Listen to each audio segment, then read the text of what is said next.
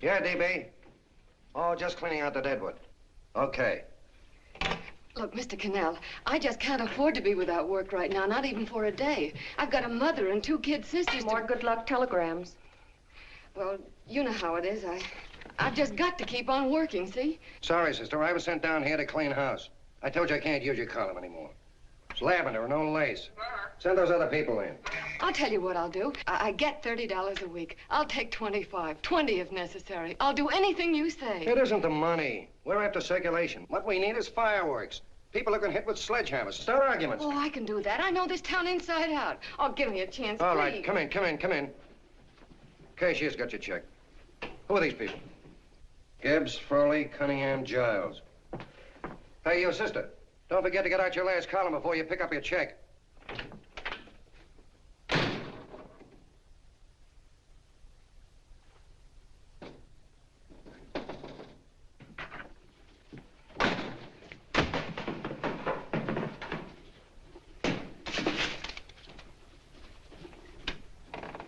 You're a couple of sticks shy in your column, man. Big rich slob like D.B. Norton buys a paper and 40 heads are chopped off.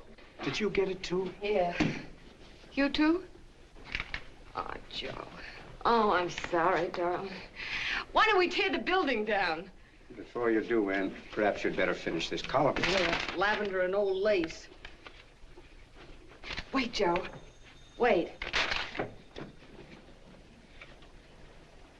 Wants fireworks, huh?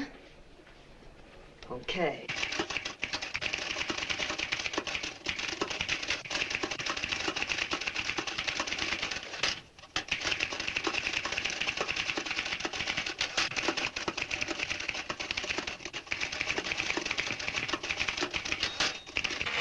Here.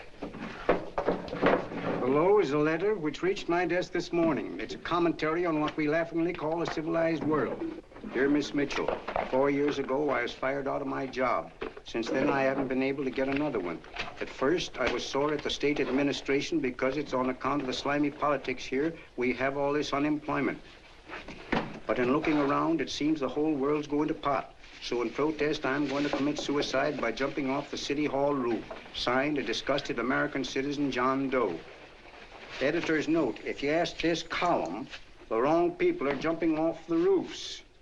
Hey, Ann, this is the old Fakeroo, isn't it? Never mind that, Joe. Go ahead. Sorry.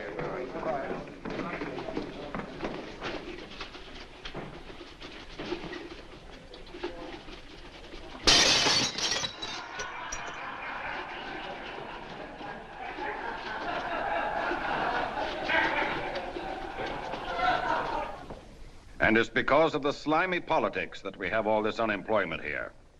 There it is.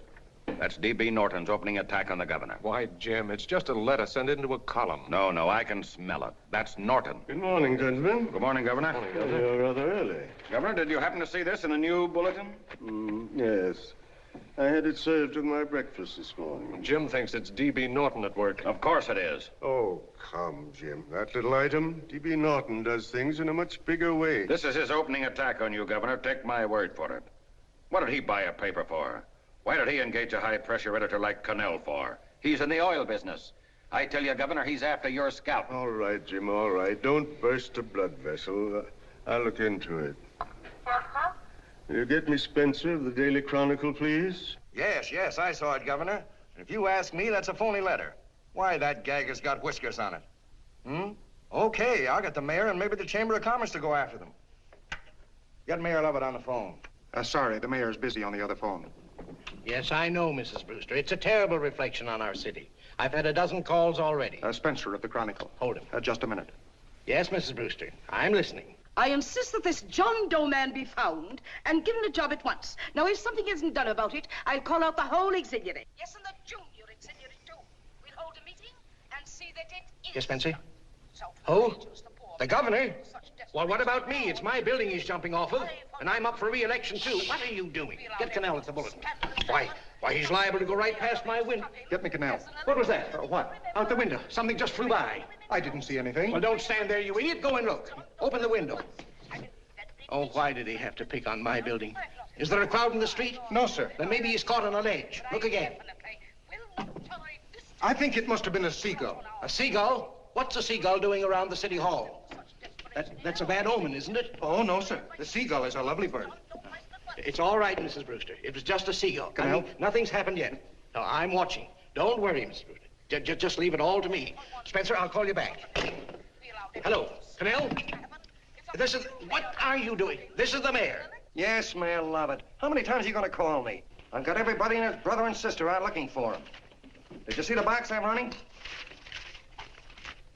An appeal to John Doe. Think it over, John. Life can be beautiful, says Mayor. If you need a job, apply to the editor of this paper and so forth and so forth. Okay, Mayor, I'll let you know as soon as I have something. What? Well, pull down the blinds. Went up to Miss Mitchell's house, boss. Boy, she's in a bad way. Where is she? Hey, do you know something? She supports a mother and 2 kids. What do you know about that? Did you find her? No. Her mother's awful worried about her. When she left the house, she said she was going on a roaring drunk. The girl, I mean. Go out and find her. Sure. Hey, but the biggest thing I didn't tell you, her old man's Doc Mitchell. You know the doctor Yeah. saved my mother's life and wouldn't take any money for it? You remember that. Okay, boss, I'll go and look for her. Holy smokes, Commissioner, you've had 24 hours. Okay, Hawkshaw, grab a pencil. Here it is again. About 5'5", brown eyes, light chestnut hair, and as fine a pair of legs as ever walked into this office. Did you want to see me? No. I've had the whole Army and Navy out searching for you because that's a game we play here every day. I remember distinctly being fired. That's right. But you have a piece of property that still belongs to this newspaper, and I'd like to have it. What's that? The letter. What letter? The letter from John Doe. Oh, The whole town's in an uproar. We've got to find him, and the letter's the only clue. there is no letter. We'll get a handwriting expert to... What? There is no letter. Say that again. There's no letter. I made it up. You made it up. Mm-hmm. You said you wanted fireworks. Don't you know there are 9 jobs waiting for this guy? 22 families want to board him free. 5 women want to marry him, and the mayor's practically ready to adopt him, and you... Just call the morgue, boss. He said there's a girl there. Shut up. Ann, say, why didn't you... Beatty. Only one thing to do, Hank. Drop the whole business quickly. How? Run a story. Say John Doe was in here and is sorry he wrote the letter and... That's right. They've got it, sure. He came in here, and I made him change his mind. Bulletin editor saves John Doe's life. Why, it's perfect. I'll have Ned write it up. Oh, Ned, I got a story I want you to... Wait a minute. Listen, you great, big, wonderful genius of a newspaper man. You came down here to shoot some life into this dying paper, didn't you? Well, the whole town's curious about John Doe, and boom, just like that, you're going to bury him. There's enough circulation in that man to start a shortage in the ink market. In what, man? John Doe. What John Doe? John Doe, the one I made up. Look, genius, now look. Suppose there was a John Doe and he walked into this office. What would you do? Find him a job and forget about the whole business, I suppose, huh? Not me. I'd make a deal with him. A deal? Sure, when you get hold of a stunt that sells papers, you don't drop it like a hot potato. Well, this is good for at least a couple of months. You know what I'd do? Between now and, let's say, Christmas when he's gonna jump, I'd run a daily on. Starting with his boyhood, his schooling, his first job. A wide-eyed youngster facing a chaotic world. The problem of the average man, of all the John Does in the world. Now, then comes the drama. He meets discouragement. He finds the world his feet of clay. His ideals crumble, so what does he do? He decides to commit suicide and protest against the state of civilization. He thinks of the river, but no, he has a better idea. The city hall. Why? Because he wants to attract attention. He wants to get a few things off his chest, and that's the only way he can get himself heard. So? So he writes me a letter, and I dig him up. He pours out his soul to me. And from now on, we quote, I protest by John Doe. He protests against all the evils in the world. The greed, the lust, the hate, the fear. All of man's inhumanity to man. Arguments will start. Should he commit suicide or should he not? People will write in pleading with him. But no, sir. John Doe will remain adamant. On Christmas Eve, hot or cold, he goes. See? Very pretty. Very pretty indeed, Miss Mitchell. But would you mind telling me who goes on Christmas Eve? John Doe. What John Doe? The one we hire for the job, you lunkhead. Wait a minute. Let me get this through this lame brain of mine. Are you suggesting we go out and hire someone to say he's going to commit suicide on Christmas Eve? Is that it? Well, you're catching on. Who, for instance? Anybody. Beanie'll do. Why, sure. Who, me? Jump off a... Oh, no, any time at Christmas. I'm superstitious.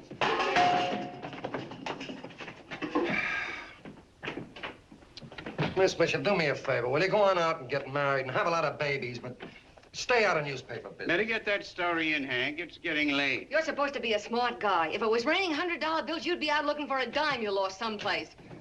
Holy smokes, wasting my time listening to this mad woman. Look, Chief, look at the Chronicle. It's running on John Doe. They say it's a fake. Why the no good the John Doe story, amateur journalism. It's palpably phony. It's a wonder anyone is taking it serious. What do you think of those guys? That's fine. That's fine. Now fall right into their laps. Go ahead. Say John Doe walked in and called the whole thing off. You know what that's going to sound like on top of this. That's all, Ned. Thank you. All right. Amateur journalism, huh? Why, that bunch of sophomores, I can teach them more about... Hey, boss, get a load of this. What? Look. What do they want? They all say they wrote the John Doe letter. Oh, they all wrote the letter. Tell them all to wait. Look, Mr. Cannell, one of those men is your John Doe. They're desperate and will do anything for a cup of coffee. Pick one out and you can make the Chronicle eat their words. I'm beginning to like this. If you ask me, Hank, you're playing around with dynamite. No. The gal's right. We can't let the Chronicle get the laugh on us. We've got to produce a John Doe now. Amateur journalism, huh? I'll show those guys. Sure, and there's no reason for them to find out the truth either, because naturally, I won't say anything. Okay, sister, you get your job back. Plus a bonus. What bonus? Oh, the bonus of $1,000 the Chronicle was going to pay me for this little document. You'll find it says, I, Ann Mitchell, hereby certify that the John Doe letter was created by me. I can read. Sorry. You think this is worth $1,000, do you? Oh, the Chronicle would consider it dirt cheap.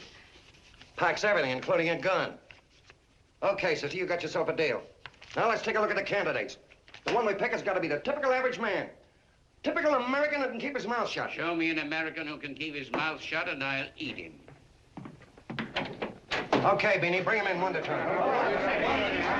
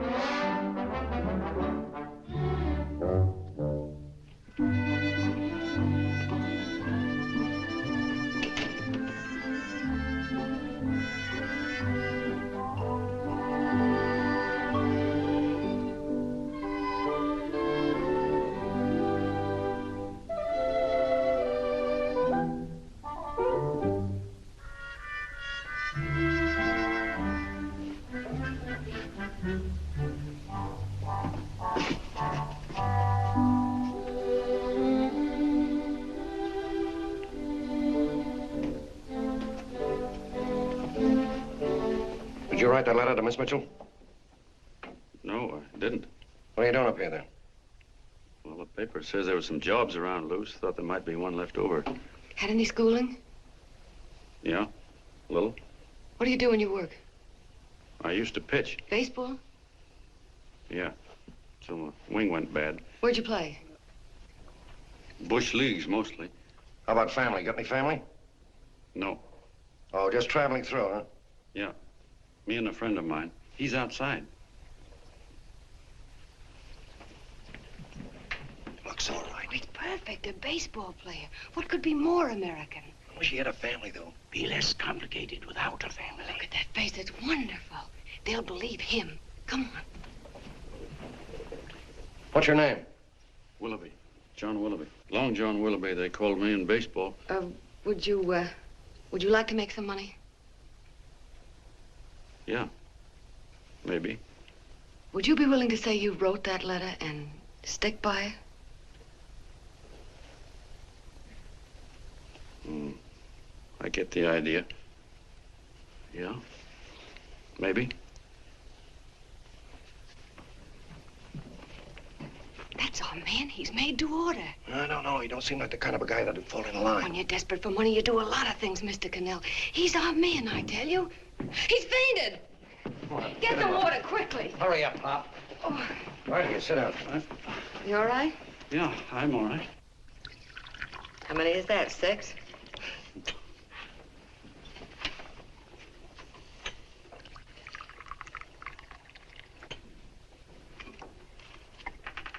Pretty hungry, weren't you? all this John Doe business is batty, if you ask me. Well, nobody asked you. Trying to improve the world by jumping off buildings. You couldn't improve the world if the buildings jumped on you. Don't mind the colonel. He hates people. He likes you well enough to stick around. Well, that's because we both play doohickeys. I met him in a boxcar a couple of years ago. I was fooling around with my harmonica, and he comes over and joins in. I haven't been able to shake him since.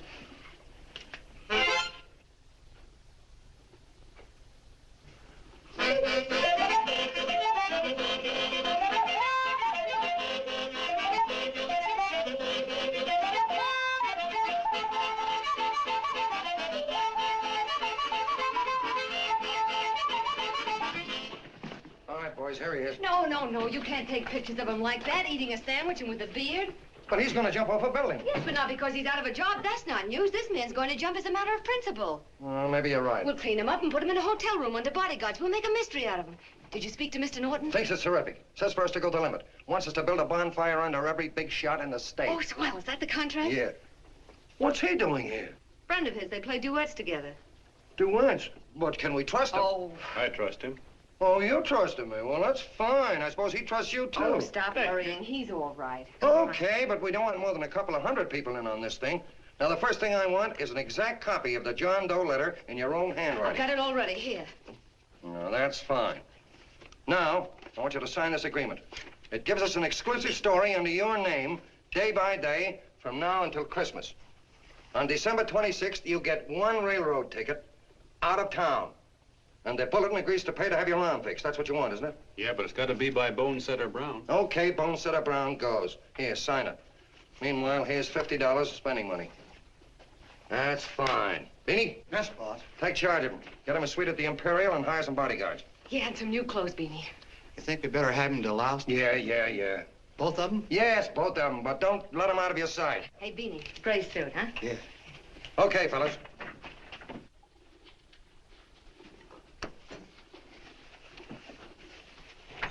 Take it easy, John Doe.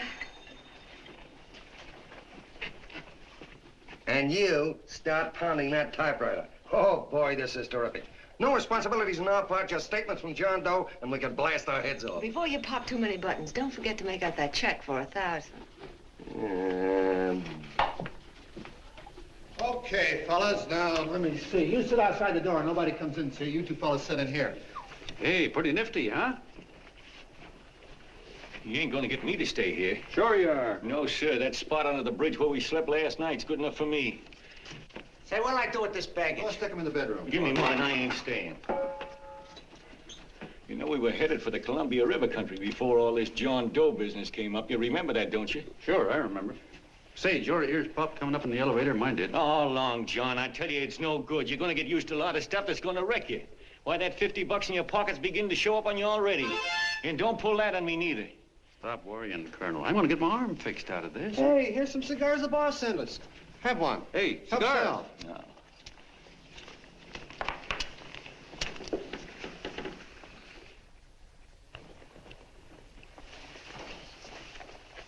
Say, I'll bet you even the major leaguers don't rate an outfit like this. Here, make yourself comfortable. Paper? I don't read no papers, and I don't listen to radios either. I know the world's been shaped by a drunken barber, and I don't have to read it. I've seen guys like you go under before. Guys that never had a worry. Then they got a hold of some dough and went goofy. The first thing that happens to a guy... Get a load of the bedroom. No. The first thing that happens to a guy like that, he starts wanting to go into restaurants and sit down at a table and eat salads and cupcakes and tea. Boy, what that kind of food does to your system.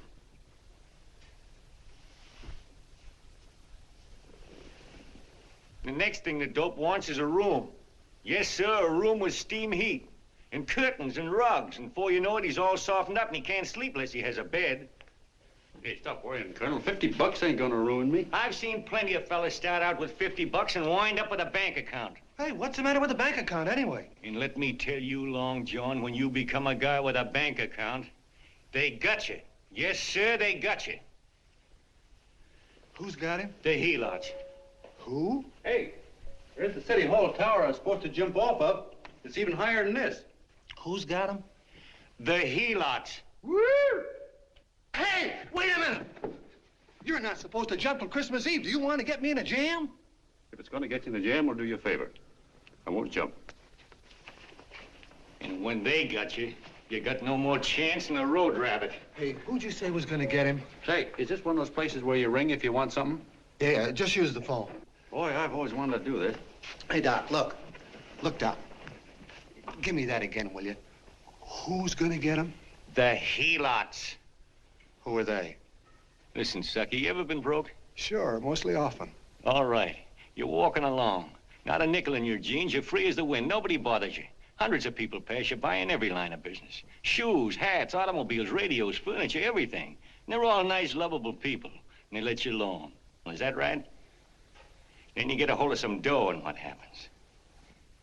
All those nice, sweet, lovable people become helots. A lot of heels. They begin creeping up on you, trying to sell you something.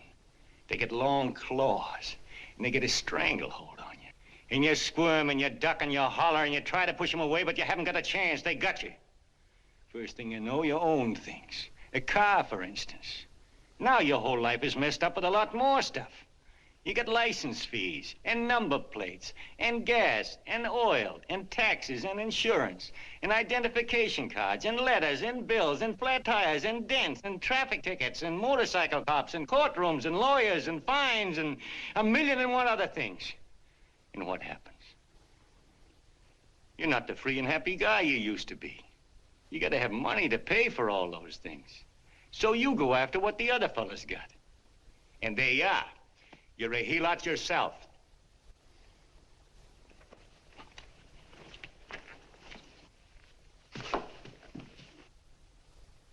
You win, Colonel. Here, take the 50.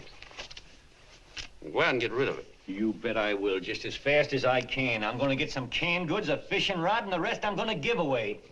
Give away? Hey, get me a pitcher's glove. I gotta get some practice. Say, he's giving it away. I'm gonna get me some of that. Hey, come back here, you helot. Well, you send up 5 hamburgers with all the trimmings, 5 chocolate ice cream sodas, and 5 pieces of apple pie. No, apple with cheese.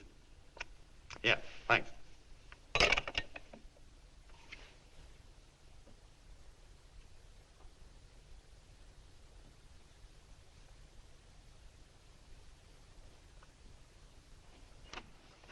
Hello there. Well, well. If it isn't the man about town. All set, Miss Anne. Oh, yes. Let's go. Let's see, we want some action in these pictures. Action? That's good. No. This man's going to jump off a roof. Oh. Here, wait a minute. Let me comb your hair. Sit down. There, that's better.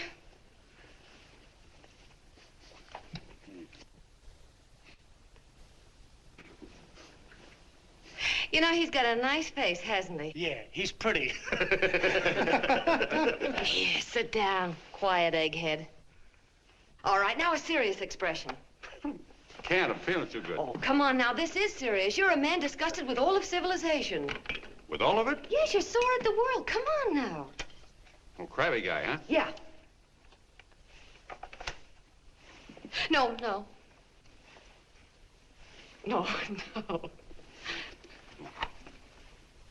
No, look. You don't have to smell the world. Well, all those guys in the picture Never mind those guys. All right, stand up. Now, let's see what you look like when you protest. Against what? Against anything, just protest. You got me. Oh, look, I'm the umpire, and you just cut the heart of the plate with your fast one, and I called it a ball. What would you do? Oh, you did, huh? Yeah.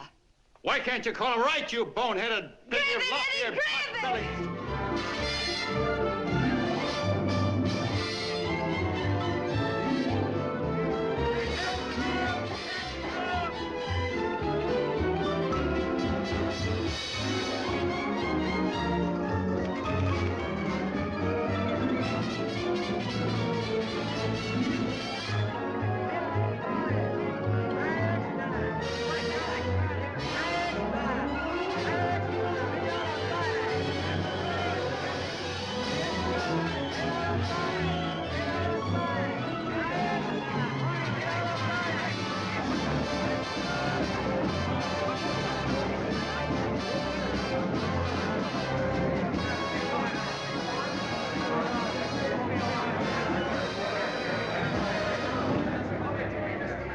I don't care whose picture they're publishing.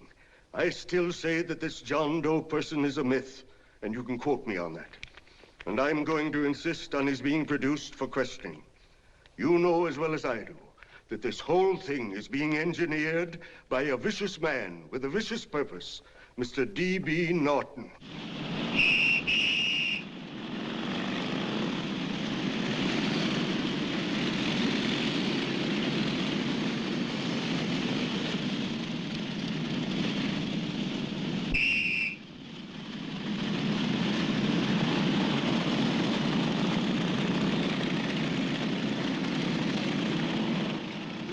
And Miss Mitchell are at the house, sir. Oh, they are? All right, come on. Personally, I think it's just plain stupidity to drop it. Now, you should see his fan mail, thousands. Why, it's going over like a house afire. What are you afraid of, Canal? It's doubled our circulation. Yeah, but it's got everybody sore. Ads are being pulled. The governor's starting a libel suit. What's more, they all know John Doe's a phony, and they insist on seeing Well, what about it? Let them see him. We'll go on one better. They can also hear him. You own a radio station, Mr. Norton. Why not put him on the air? Watch out for this damn DB. She'll drive you batty. Oh, Look, what? we can't let him get to this Bush League pitcher and start popping him. Good night. Now, tell him what that screwball might do. I walk in yesterday, here he is, standing on a table with a fishing pole, fly casting. Take my advice and get him out of town before this thing explodes in our faces. If you do, Mr. Norton, you're just as much of a dumb cluck as he is. Excuse me. No, you got yourself a meal ticket and you hate to Sure, let go. it's a meal ticket for me, I admit it, but it's also a windfall for somebody like Mr. Norton who's trying to crash national politics. That's what you bought the newspaper for, isn't it? You want to reach a lot of people, don't you? Well, put John Doe in the air and you can reach 130 million of them. He can say anything he wants and they'll listen to him. All right, we'll forget the governor and the mayor and all the small fry like that. This can arouse national interest. If he made a hit around here, he can do it every place else in the country. And you'll be pulling the strings, Mr. Norton. Go down to the office and arrange for some radio time. What, DB, you're not going to I want it as soon as possible. Okay. I just came in to get warm myself. Come on, let's go. Don't you go. I want to talk to you.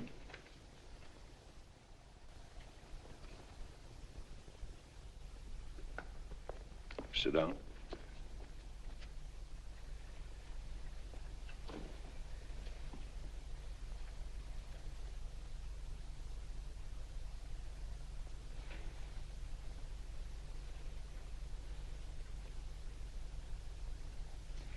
Hey, this John Doe idea was yours, huh?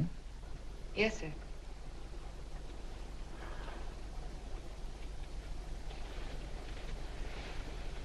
How much money do you get? $30. $30. Well, what are you after? I mean, what do you want? A journalistic career? Money. Money? Well, I'm glad to hear somebody admit it. Do you suppose you could write a radio speech that would put that fellow over? Oh, I'm sure I can. Do it, and I'll give you $100 a week. $100? That's only the beginning. You play your cards right, and you'll never have to worry about money again. Oh, I know it. Hello. Hello. Whenever there's a pretty woman around. This is my nephew, Ted Sheldon, Miss Mitchell. How do you do? How do you do? All right, Casanova, I'll give you a break. See that Miss Mitchell gets a car to take her home. Always reading my mind, aren't you? Thank you very much for everything. And Miss Mitchell, I think from now on you'd better work directly with me. Yes, sir.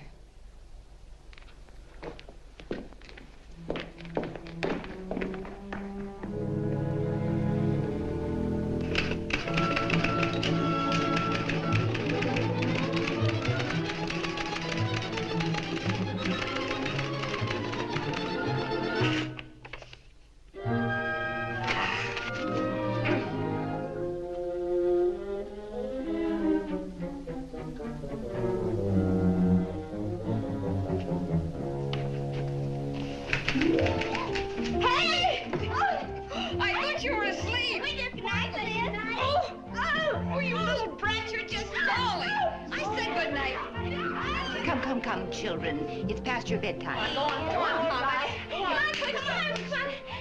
Come on. Now, spooch off Get there. the fork through me. I'm done. I'll never get this speech right. Oh, yes, you will, Ann, dear. You're very clever. Yeah, I know. What are you looking for? Your purse, I need $10. What for? I gave you 50 just the other day.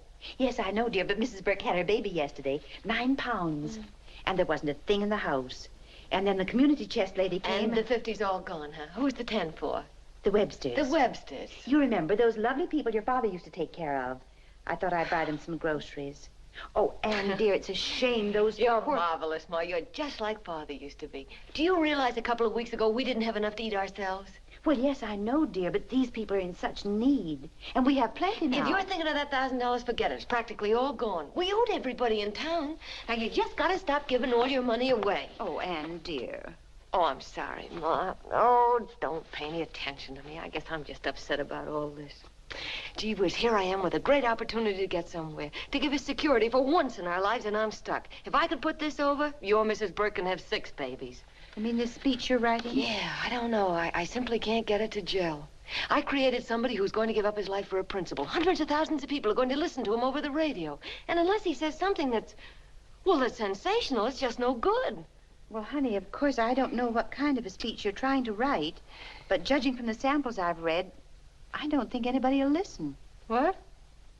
Darling, there's so many complaining political speeches. People are tired of hearing nothing but doom and despair on the radio. If you're going to have him say anything, why don't you let him say something simple and real, something with hope in it? If your father were alive, he'd know what to say. Oh, yeah. Father certainly would. Wait a minute.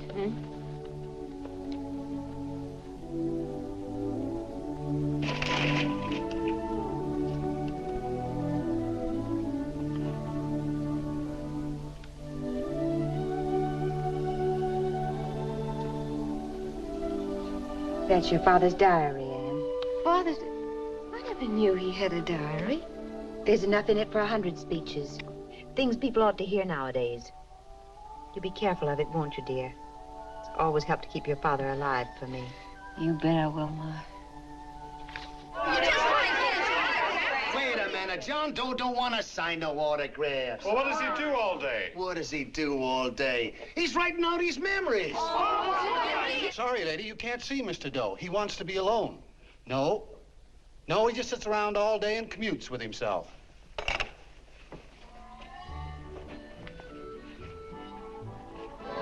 Boom!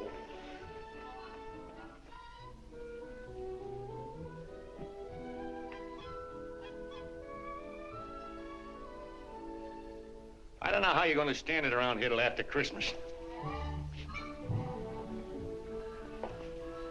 I'll bet you ain't heard a train whistle in 2 weeks.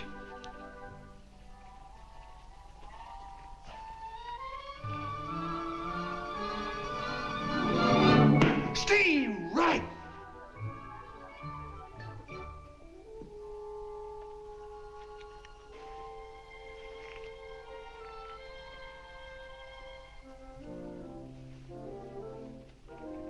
I know why you're hanging around.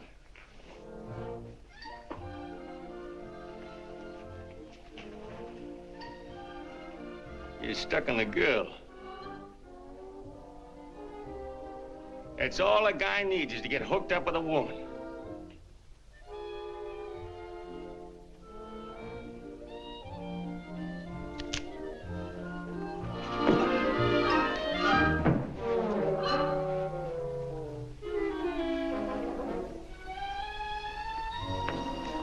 What was that, a single?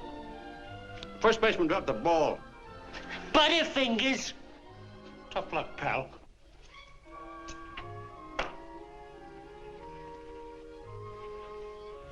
Guy has a woman on his hands. First thing he knows, his life is balled up with a lot more things. Furniture.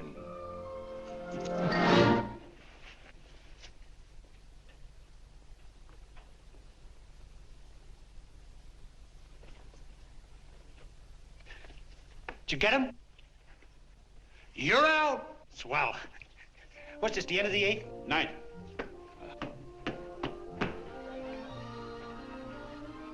Hey, Beanie, there's a couple of mugs from the Chronicle snooping around out here. Ah.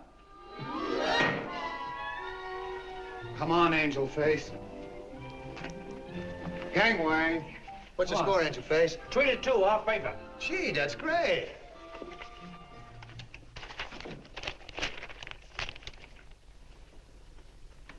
Hey, you got swell form there. Must have been a pretty good pitcher. Pretty good. Say, I was just about ready for the major leagues when I chipped a bone in my elbow.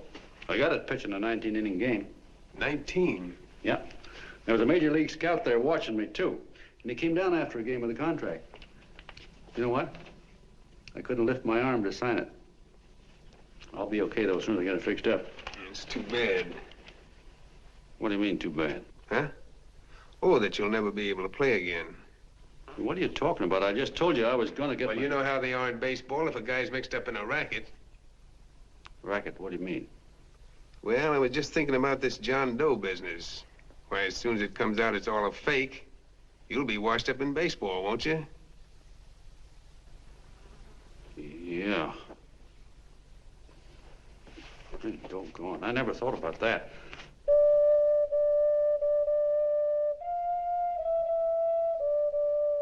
Gosh. And another thing, what about all the kids in the country? The kids that idolize ball players. What are they gonna think about you? Yeah. Hey, Colonel. Did you hear that? I gotta figure some way out of this thing. The elevators are still running. I know one way you can do it. How? Well, when you get up there on the radio, all you have to do is to say the whole thing's a frame-up. Make you a hero sure as you're born. Yeah, but how am I gonna get my arm fixed? Well, that's a cinch. I know somebody that'll give you $5,000 just to get up on the radio and tell the truth. $5,000? Yeah, $5,000, and he gets it right away. You don't have to wait till Christmas. Look out, Long John. They're closing in on you. Say, who's putting up this dough? Fellow runs the Chronicle. Here's the speech you make, and it's all written out for you. $5,000. Holy mackerel, I can see the helots coming, the whole army of them. It's on the level.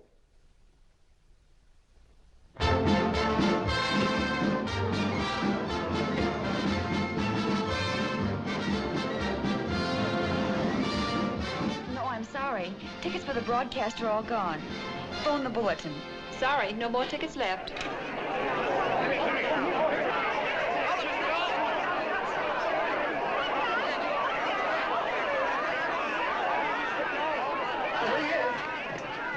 Hello, John. All set for the big night? Swell. Turn around. One moment. Now stand still. Hold it, Mr. Doe. Hold it. A big smile, Mr. Doe. That's right. Okay, Beanie, that's All right, all. Take him stand out. here. Come on, Now, look, John, here's the speech. It's in caps and double-spaced. You won't have any trouble reading it. Not nervous, are you? No. Of course not. He wouldn't be. Who? John Doe, the one in there. Hey, don't let your knees rattle. It picks up on the mic. Oh, Beanie, you needn't be nervous, John. All you have to remember is to be sincere. Pick up that phone, Miss Mitchell. It's for you. Okay. Hello? Yes, Mother. Oh, thank you, darling. Oh, there he is, the poor dear man. Oh, good luck to you, Mr. Doe. We want you to know that we're all for you. The girls all decided that you're not to jump off any roof at all. Oh, we'll stop it. You got the speech I gave you? Yeah. Now, look. I'll give this money to the colonel just as soon as you get started. We'll have a car waiting at the side entrance for you. Okay. How'd you get in here? Huh? Oh, I just came in to wish him Come luck. on, out. Mother says good luck, too. John, when you read that speech, please believe every word of it. He's turned out to be a wonderful person, John. Who? John Doe, the one in the speech. Oh. You know something? I've actually fallen in love with him. All right, there he is, sister. Now, come on, plenty of both. What's the idea? No, that's too much. Not so much. Come on, that's it. Oh, this is no time for cheap publicity, Mr. Cannell. Listen, if that guy lays an egg, I want to get something out of it. I'm getting a Jane Doe ready. Oh, come on. Here. Will you, fellas? Here you Give me a are. All right, chance. that's I enough. have to raise Just one more, will No, you, that's please? fine, honey. You go ahead. All right, I need one more. You're very good. Go ahead. How you doing? Oh. All right, Benny, bring him in. Holy smoke, a half a helot. There you are, boss, just like you ordered. Symbols of little people. Okay, get him up. All right, young fella. This is ridiculous, Mr. Cannell. Come on, give me a chance. The man's on the air, please. One shot. Oh, fellas, I told you could have all the pictures you want. No, come on, ask. You can have a... Come on, that's right. Afterwards, you can get all the pictures you want. Thank you very much. Come on, will you? Afterwards, that's right. Come on, Snooks, you better bail out. Okay, goodbye, Mr. Doe.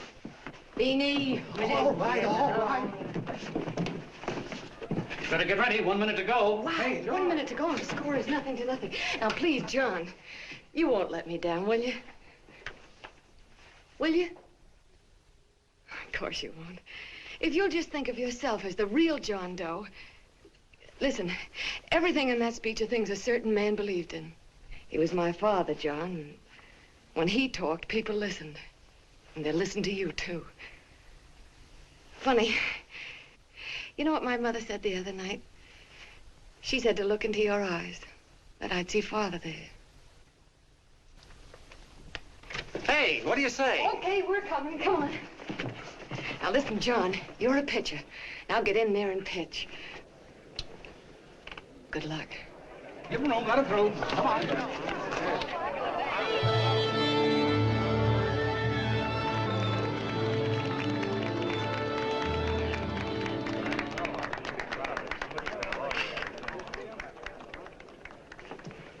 Hey, let's get out of here. There's the door right there. Hey, what are you doing here? That's what I'd like to know. Come on, out. Hey, he's a friend of mine. Never mind, let him alone. He's all right. I'll be right over there pulling for you. No, John, over here.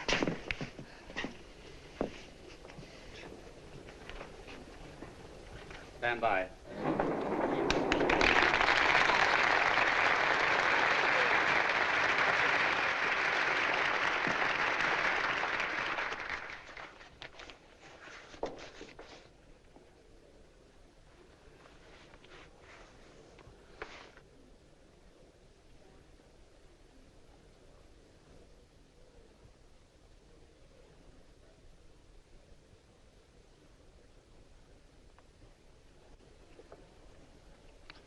Phone the Chronicle. Tell them to start getting those extras out.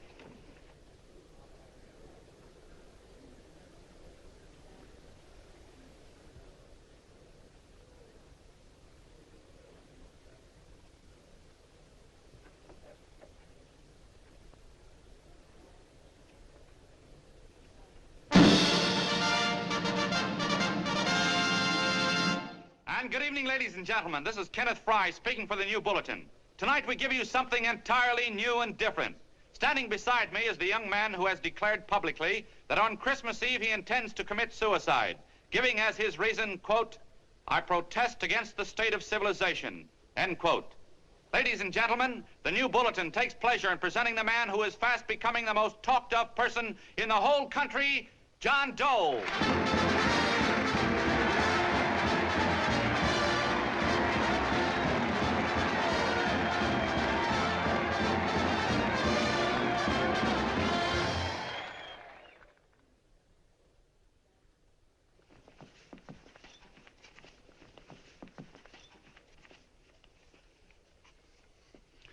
Ladies and gentlemen, I am the man you all know as John Doe. I took that name because it seems to describe the average man. And that's me. And that's me. Well, it was me before I said I was going to jump off the city hall roof at midnight on Christmas Eve. Now I guess I'm not average anymore. Now I'm getting all sorts of attention. From big shots, too. We've been double-crossed. The mayor and the governor, for instance. They don't like those articles I've been writing. You're an imposter, young fellow. That's a pack of lies you're telling. Who wrote that speech for you? Benny, get that guy. Hey, kid.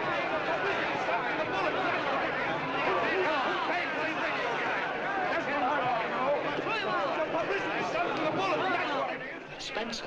Ladies and gentlemen, the disturbance you just heard was caused by someone in the audience who tried to heckle Mr. Doe. The speech will continue.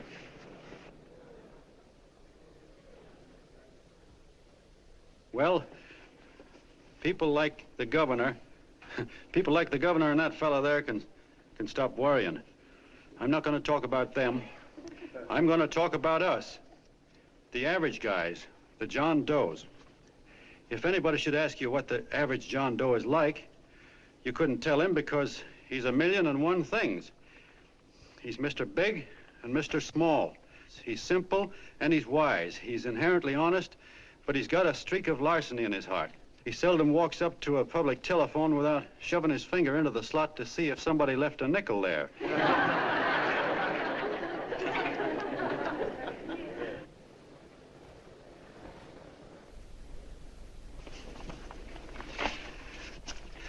He's the man the ads are written for. He's a feller everybody sells things to.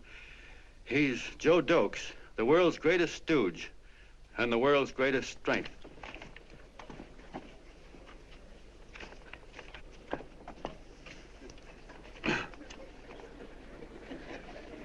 Yes, sir.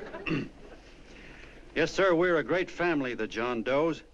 We are the meek who are supposed to inherit the earth. You'll find us everywhere.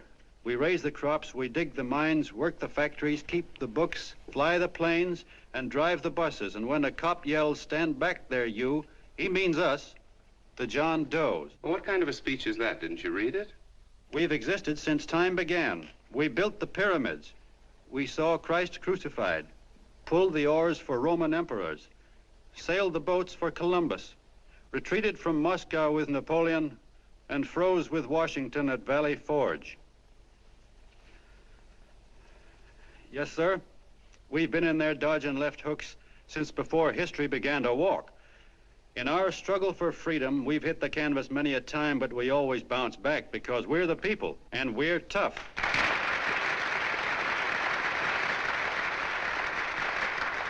They've started a lot of talk about free people going soft, that we can't take it. That's a lot of hooey. A free people can beat the world at anything, from war to tiddlywinks, if we all pull in the same direction.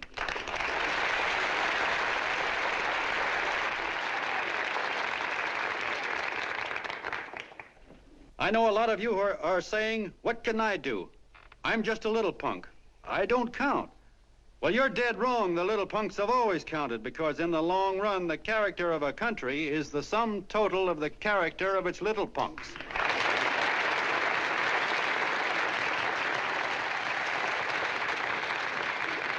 But we've all got to get in there and pitch. We can't win the old ball game unless we have teamwork.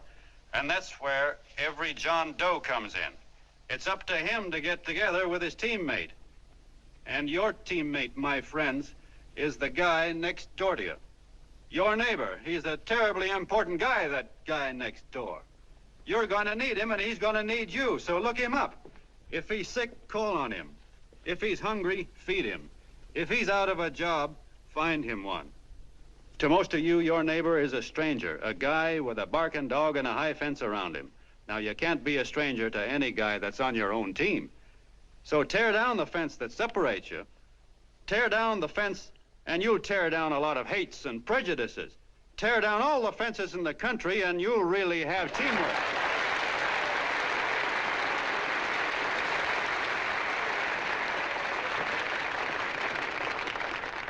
I know a lot of you are saying to yourselves, "He's asking for a miracle to happen. He's expecting people to change all of a sudden."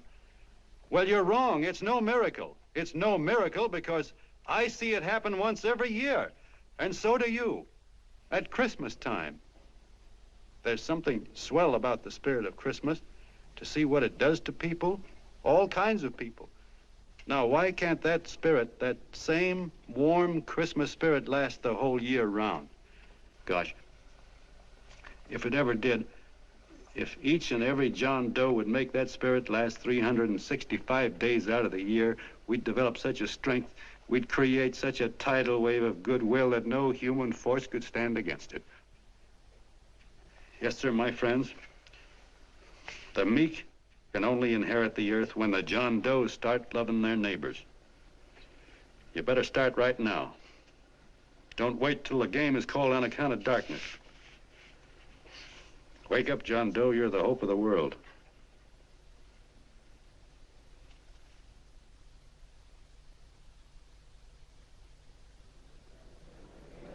John, you were wonderful.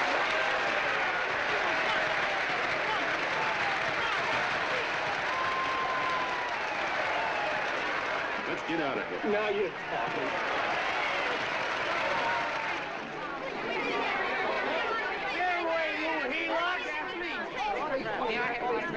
Hey!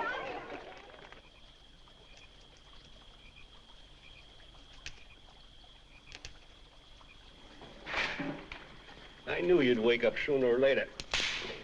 Boy, am I glad we got out of that mess. I had the $5,000 sewed up. Could have been on my way to old Doc Brown. You're a pitcher, John, she says. Now, go in there and pitch. What a sucker. Yeah, she's a heel-out just like the rest of them. It's lucky you got away from her. What was I doing up there making a speech anyway? Me, huh? Geez, the more I think about it, the more I could... Tear down all the fences. Why, if you tore one picket off of your neighbor's fence, he'd sue you. $5,000 had it right in my hand. What do you mean he ran away? Well, go after him, find him. That man is terrific.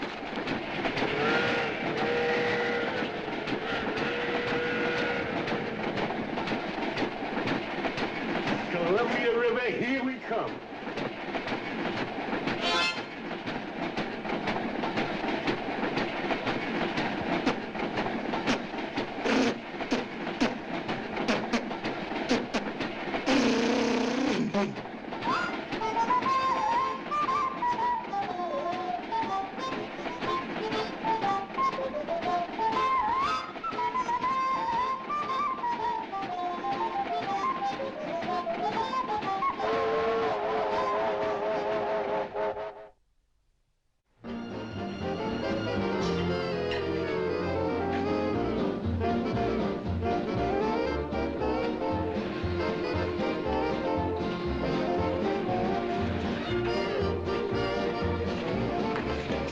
Jitterbugs.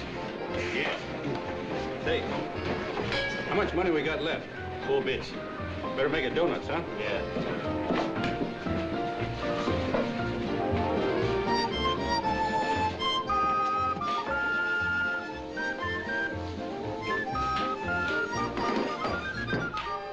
What'll it be, gents? Have you got a couple of steaks about that big and about that thick? Yeah, with hash brown potatoes and tomatoes and apple pie and ice cream and coffee. And donuts, I know. Hey, Ma! Seekers, a pair. Fingers a pair, coming up. Glad he took the tea out of that.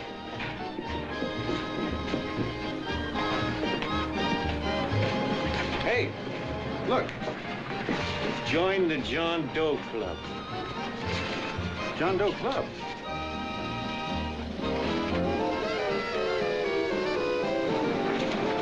Uh-oh. You John Doe? Who?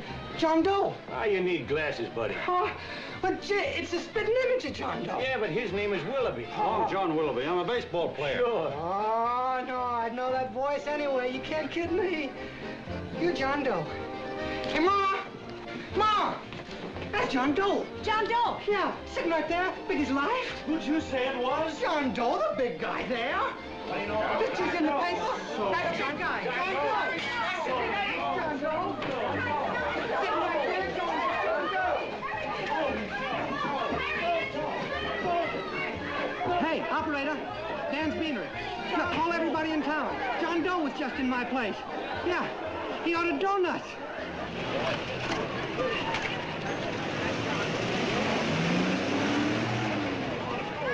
John Doe. See John Doe.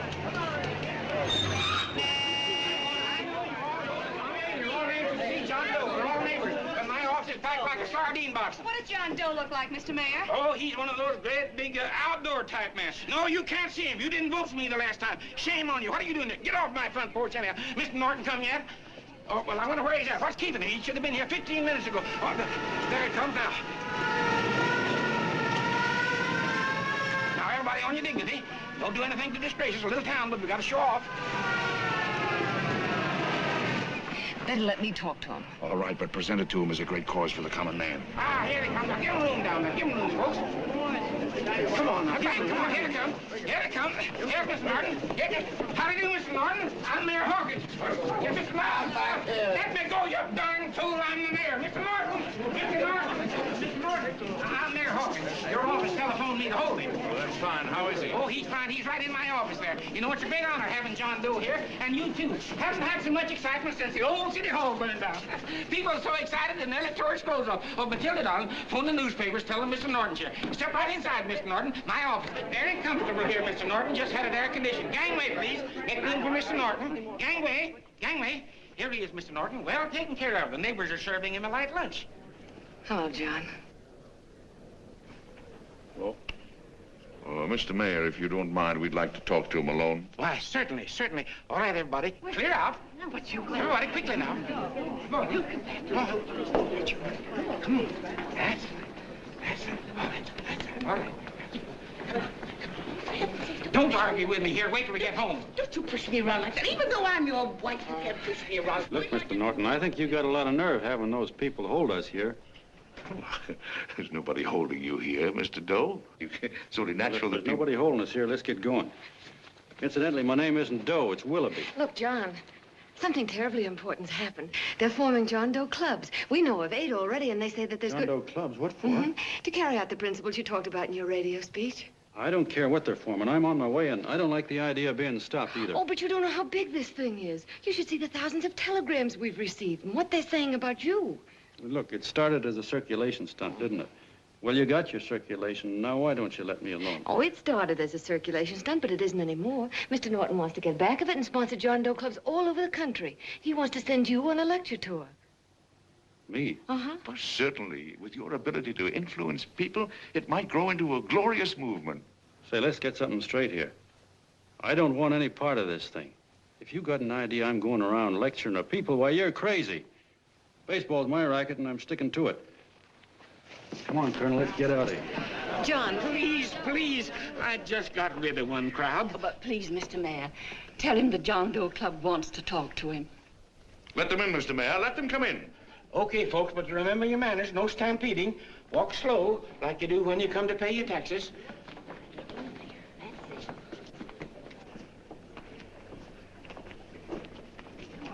Okay. All right, give me a chance. Come right in. My name's Bert Hansen, Mr. Doe. I'm the head soda jerker at Schwabacker's drugstore. Well, sir, you see, me and my wife, we heard your broadcast, and we got quite a bang out of it, especially my wife. Kept me up half the night saying, that man's right, honey. The trouble with the world is nobody gives a hoot about his neighbor. That's why everybody in town's sore and cranky at each other. And I kept saying, well, that's fine, but how's a guy going to go around loving the kind of neighbors we got? Old Sourpuss, for instance. You see, Sourpuss Smithers is a guy who lives all alone next door to us.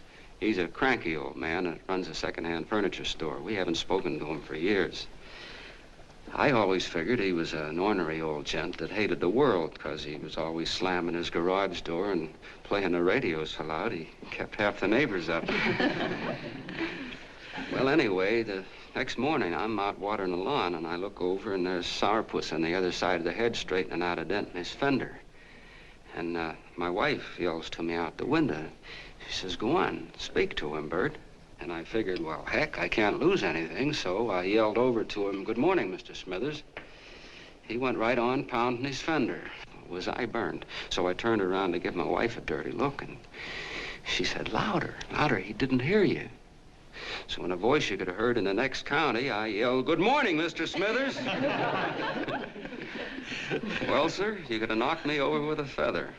Old Sourpuss turned around, surprised-like, and he put on a big smile, came over and took my hand like an old lodge brother, and he said, good morning, Hansen. I've been wanting to talk to you for years, only I thought you didn't like me. And then he started chatting away like a happy little kid, and he got so excited his eyes all... Well, Mr. Doe, before we got through, I found out Smithers is a swell egg, only he's pretty deaf, and that accounts for all the noises. And he says it's a shame how little we know about our neighbors. And then he got an idea, and he said, how's about inviting everybody someplace where we can all get together and know each other a little better? Well, I'm feeling so good by this time, I'm ripe for anything. So Smithers goes around the neighborhood inviting everybody to a meeting at the schoolhouse, and I tell everybody that comes in the store, including Mr. Schwabacker, my boss. I'm talking too much. Well, I'll be doggone if over 40 people don't show up. Of course, none of us knew what to do, but we sure got a kick out of seeing how glad everybody was just to say hello to one another. Tell him about making Sourpuss chairman. Oh, yeah, we made Sourpuss chairman and decided to call ourselves the John Doe Club. And say, incidentally, this is my wife. Come here, honey. This is my wife, Mr. Doe. How do you do, Mr. Doe? Sourpuss is here, too. Oh, is he? This is Sourpuss, or excuse me, Mr. Smithers, Mr. Doe. That's all right. If you didn't call me Sourpuss, it wouldn't feel natural. Well, anyway, I guess nearly everybody in the neighborhood came except the Delaney's. The Delaney's live in a big house with an iron fence around it, and they always keep their blinds drawn. And we always figured that he was just an old miser that sat back counting his money, so why bother about inviting him? Until Grimes, the milkman, spoke up and he said, say, you've got the Delaney's all wrong. And then he tells us about how they canceled their milk last week and how when he found a note in the bottle, he got kind of curious-like and he sort of peeked in under the blinds and found the house was empty. If you ask me, he says, they're starving. Old man Delaney has been bringing his furniture over to my place at night, one piece at a time, and selling it. Yeah. And, well, sir, a half dozen of us ran over there to fetch him, and we brought him to the meeting. And what a reception they got. Why, everybody shook hands with him and made a fuss over them, and, well, finally, Mr. and Mrs. Delaney just sat right down and cried. And then we started to find out about a lot of other people. Yeah, sure. Well, you know Grubel, for instance. Grubel's here. See? Yeah, that's a... Of course, you don't know Grubel, but he's the man that everybody figured was the worst no-account in the neighborhood because he was living like a hermit and nobody would have anything to do with him. That isn't until Murphy, the postman, told us the truth. Why, Grubel, he says, he lives out of garbage cans because he won't take charity, because it'd ruin his self-respect, he says. Just like you said on the radio, Mr. Doe.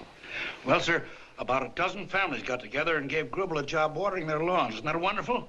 And then we found jobs for 6 other people, and they've all gone off for leave. Yeah, and my boss, Mr. Schwabecker, made a job in his warehouse for old man Delaney. And he gave you that $5 raise. Yeah, wasn't that swell? Why, Bert, I feel slighted. I'd like to join, but nobody asked me. I'm sorry, Mayor, but we voted that no politician could join. Just the John Does of the neighborhood, because you know how politicians are.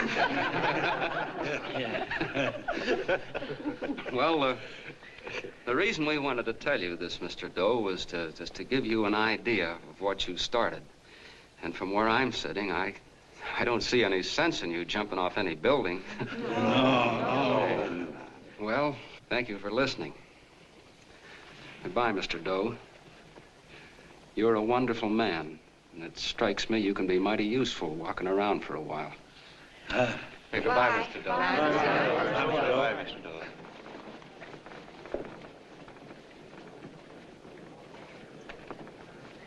I'm Mrs. Delaney, Mr. Doe. And God bless you, my boy.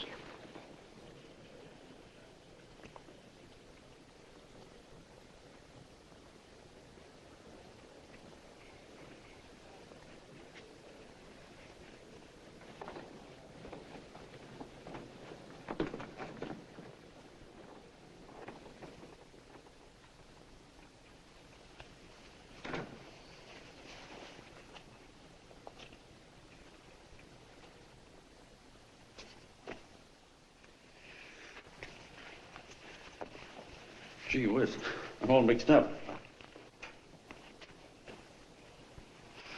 I don't get it. Look, all those swell people think I'm going to jump off a building or something. I never had any such idea.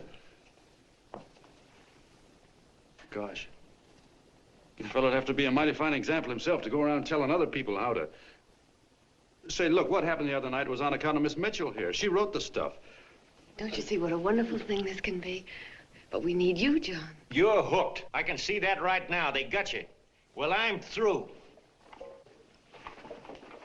For 3 years, I've been trying to get you up to the Columbia River country. First, it was your glass arm. Then it was the radio. And now it's the John Doe clubs. Well, I ain't waiting another minute.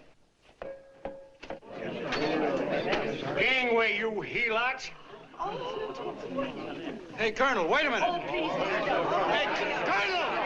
I want you personally to go along with John Doe and Miss Mitchell and handle the press and the radio. Me? Yes, I don't want to take any chances. And Johnson. Yes, Stevie? Your crew will do the mop-up job. They'll follow John Doe into every town, see that the clubs are properly organized and the charters issued. Right.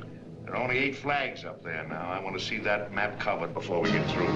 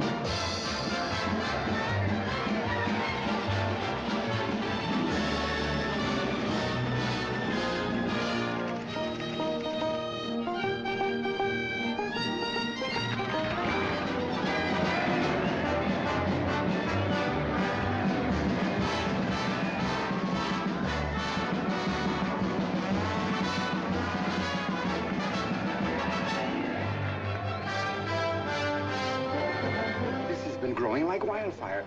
If they made demands, I'd understand it. But the John Does ask for nothing. People are going off relief. If this keeps up, I'll be out of a job. As soon as it gets strong enough, we'll find out what John Doe wants. 30 every Thursday, 60 at 60. Who knows what? I'm sorry, boss. They just won't let anybody talk politics to them. It's crazy. We've got to get to them. They represent millions of voters.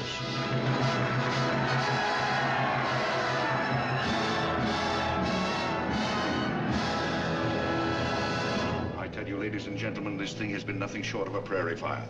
We've received so many applications for charters to the John Doe clubs, we haven't been able to take care of them. I'd hate to have that many pins stuck in me. This John Doe convention is a natural. It's going to put our city on the map.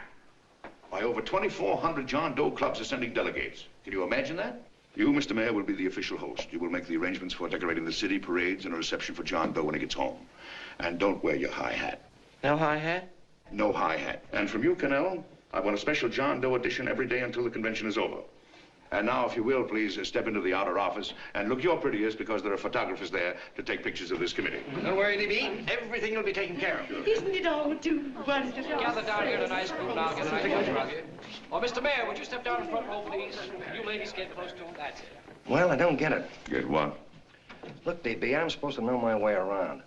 This John Doe movement has cost you a fortune. Now, this convention is going to cost plenty. Well? Well, I'm stuck with 2 and 2, and I'm a sucker if I can make 4 out of it. Where do you come in? You'll have the satisfaction of knowing that my money has been spent for a worthy cause. I see. I better stick to running the paper, huh? I think maybe you better had. And Cannell, I'd like to have the John Doe contract, all the receipts for the money we advanced him with the letter Miss Mitchell wrote, for which I gave her $1,000. Yes, sure. Well, we leave for the airport. Half an hour. Is that Johnny boy's room? Better hustle him up. He'll be ready on time. He's packing. Ah, good. Did you see his picture on the cover of Time? Yeah. I gotta give you credit, Annie girl. I've handled a good many big promotions in my time. Everything from a World's Fair to a channel swimmer. But this one has certainly got me spinning. And now a John Doe convention. Wow. Say, if you could only get him to jump off the City Hall roof on Christmas Eve, I'd guarantee you 500,000 people there. Charlie. Hmm? What do you make of him? Oh, Johnny boy? Well, I don't know what angle you want, but I'll give it to you quick. Number 1, he's got great yokel appeal, but he's a nice guy. Number 2, he's beginning to believe he really wrote that original suicide letter that you made up. Number 3, he thinks that you're Joan of Arc or something. Yeah, I know. Number 4, well, you know what number 4 is. He's nuts about you. Yeah, it's running out of his ears. You left out number 5. We're all heels, me especially. Holy smoke. Come in.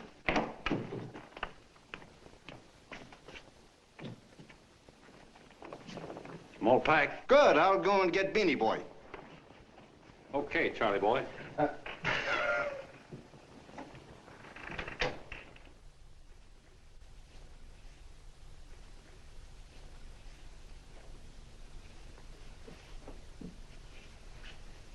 Can I help you pack? No, thank you.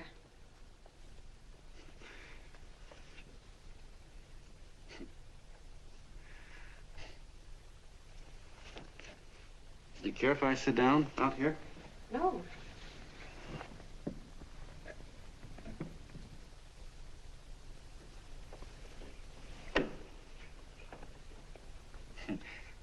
You know, I had a crazy dream last night. It was about you. About me? Yeah, sure was crazy. I dreamt I was your father.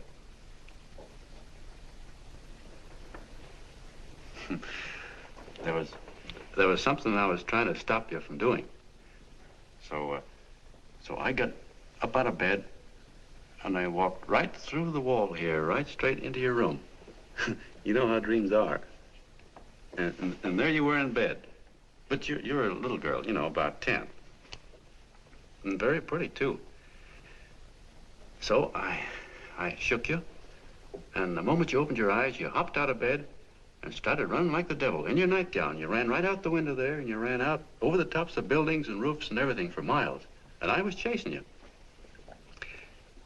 And all the time you were running, you kept growing bigger and bigger and bigger, and pretty soon you were as big as you are now, you know, grown up. And all the time I kept asking myself, what am I chasing her for? And I didn't know. Isn't that a hot one? Well, anyway, you ran into some place, and then I ran in after you, and when I got there, there you were, getting married. And the nightgown had changed into a beautiful wedding gown.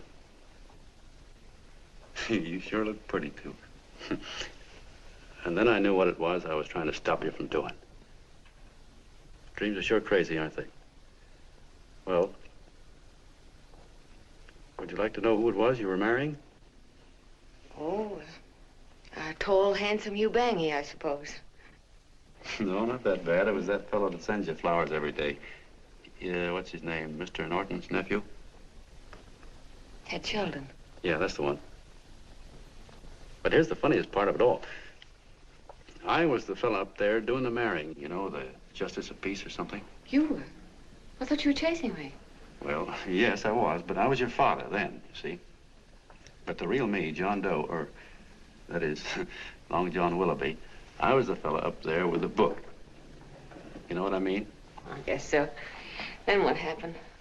Well, I took you across my knee and I started spanking you. That is, I didn't do it. I mean, I did do it, but it wasn't me, you see. I was your father then. Well, I held you across my knee and I said, Annie, I won't allow you to marry a man that's just rich or that has his secretary send you flowers. The man you marry has got to swim rivers for you. He's got to climb high mountains for you. He's got to slay dragons for you. He's got to perform wonderful deeds for you. Yes, sir. And all the time, the guy up there, you know, with the book, me, just stood there nodding his head. And he said, go to it, Pop. Whack her one from me, because that's just the way I feel about it, too. So he said, come on down here and whack her yourself. So I came down and I whacked you a good one, see? Then he whacked you, and I whacked you another one. We both started whacking you like...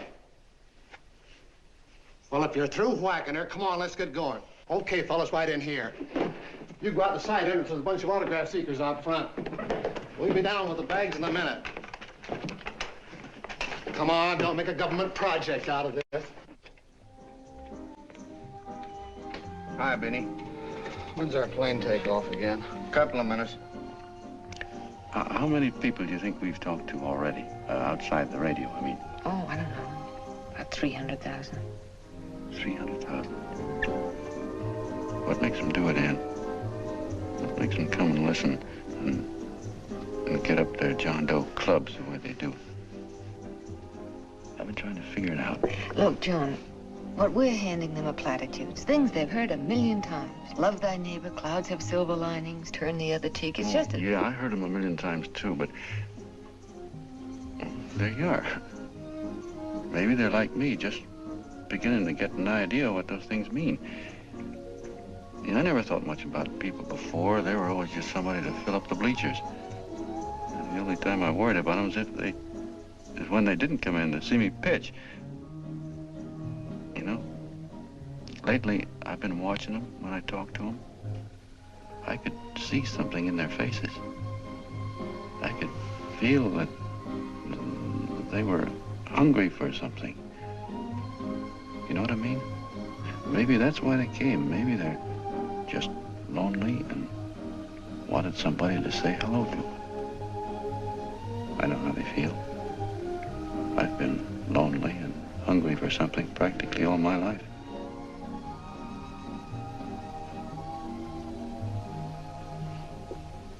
All aboard, folks. Yeah, that's true. Oh, somebody else sitting here? No, that's your seat. And this is your coat. Mine? A little token of appreciation. Oh. Oh, it's beautiful, D.B. Well, I don't quite know what to say. Well, don't say anything at all. Just sit down. Oh. Go ahead, open it.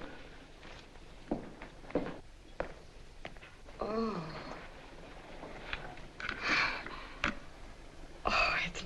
lovely. And a new contract goes with it. Well, come on, spring it. You've got something on your mind. It must be stupendous. You know, that's what I like about it. Right to the point, like that. All right, Practical Annie, here it is. Tomorrow night, before a crowd of 15,000 people and talking over a nationwide radio hookup, John Doe will announce the formation of a third party. A third party? Yes, the John Doe Party. Devoted entirely to the interests of all the John Does all over the country, which practically means 90% of the voters. He will also announce the third party's candidate for the presidency. A man whom he personally recommends, a great humanitarian, the best friend the John Does have.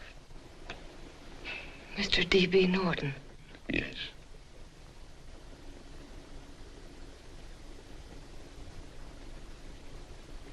Wow.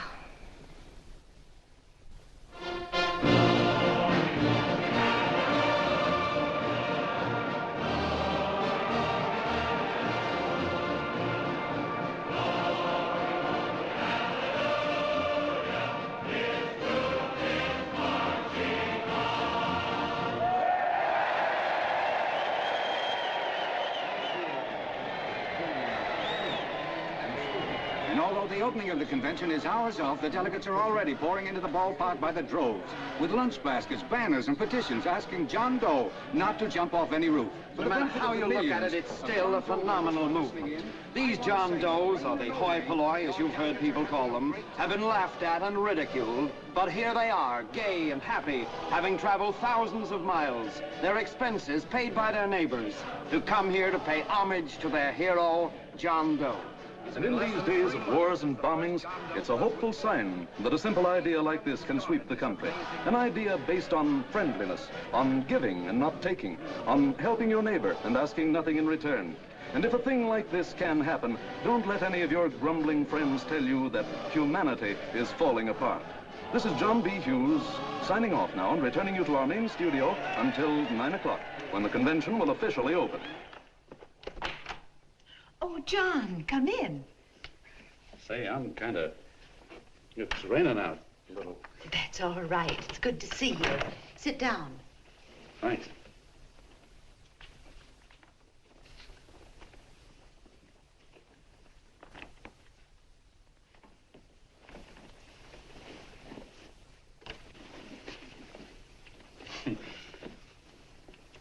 It's for Anne. Oh, how nice. Thank you very much. Flowers. I'm terribly sorry she isn't here. She isn't? No, she just left. I'm surprised you didn't run into her. She went over to Mr. Norton's house. Oh. Did you want to see her about something important? Yeah, well, no, it'll wait. Say, he's a nice man, isn't he? Mr. Norton, I mean. He's done an awful lot for the...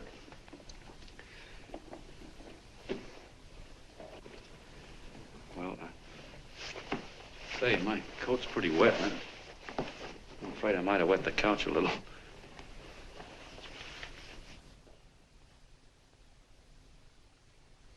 Well, I guess I'll see her at the convention later. Yes, of course. I'll see that she gets the flowers. Thanks. Good night, Mrs. Mitchell. Good night, John.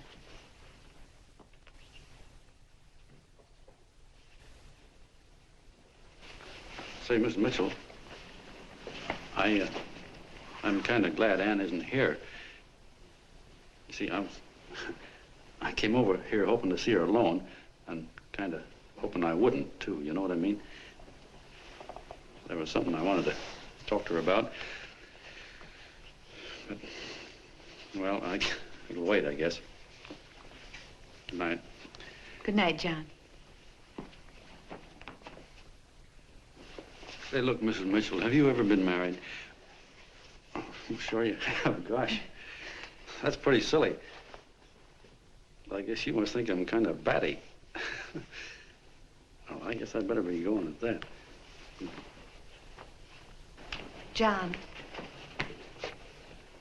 my husband said, I love you. Will you marry me? You did? What happened? I married him. Well, yeah, that's what I mean, see? It was easy as all that, huh? Uh-huh. Yeah, but look, Mrs. Mitchell, you know, I love Anne, and it's going to be awfully hard for me to say it because, well, you know, she's so wonderful. And, well, the best I ever was a Bush League pitcher. And, you know, I think she's in love with another man, the one she made up. You know, the real John Doe. Well, that's pretty tough competition. I bet you he'd know how to say it all right. On me, I get up to it and around it and in back of it, but I never get right to it. You know what I mean? So the only chance I've got is, well, if somebody could kind of give her a warning, sort of prepare her for the shock. You mean you'd like me to do it? Hmm? Well, I was thinking that, yeah, you know, sort of break the ice. Of course I will, John. Gee, listen, thank you, Mrs. Mitchell. Hey, you're okay.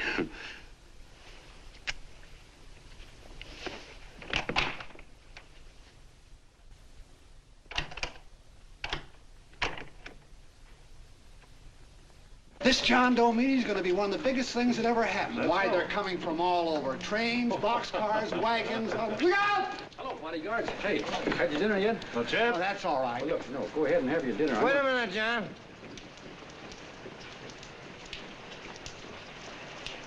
Hello, Mr. Connell. How are you, John? John, I want to have a little talk with you.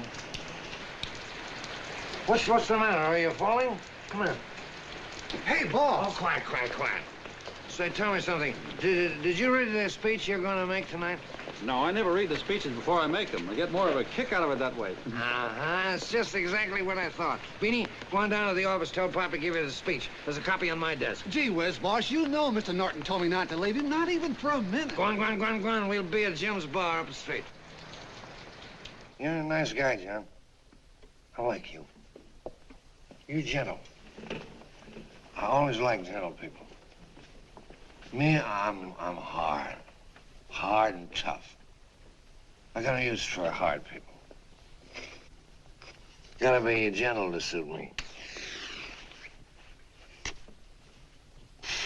Like you, for instance.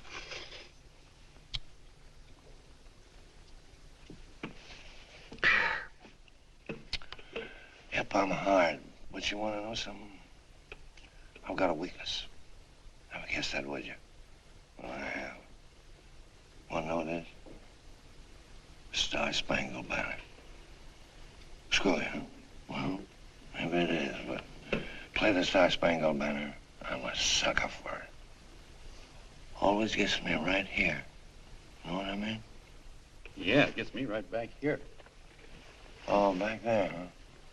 Well, every man to his own taste.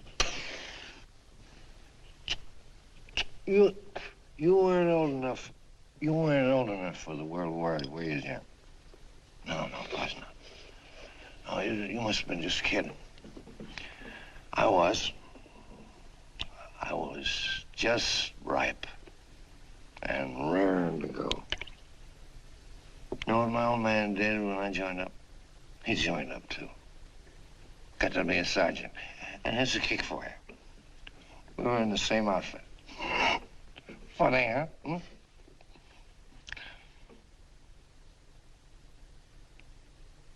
He was killed, John.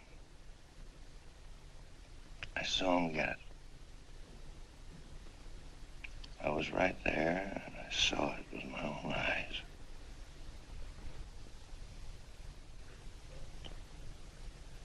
Me, I came out without a scratch. That is, excepting my ulcers.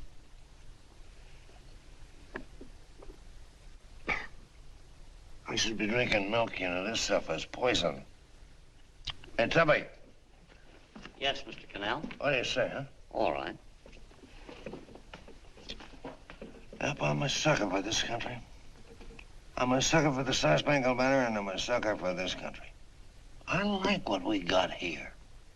I like it. A guy can say what he wants and do what he wants without having a bayonet shoved through his belly. And that's all right, huh? You betcha. Yeah. Well, we don't want anybody coming around changing that, do we? No, sir. No, sir.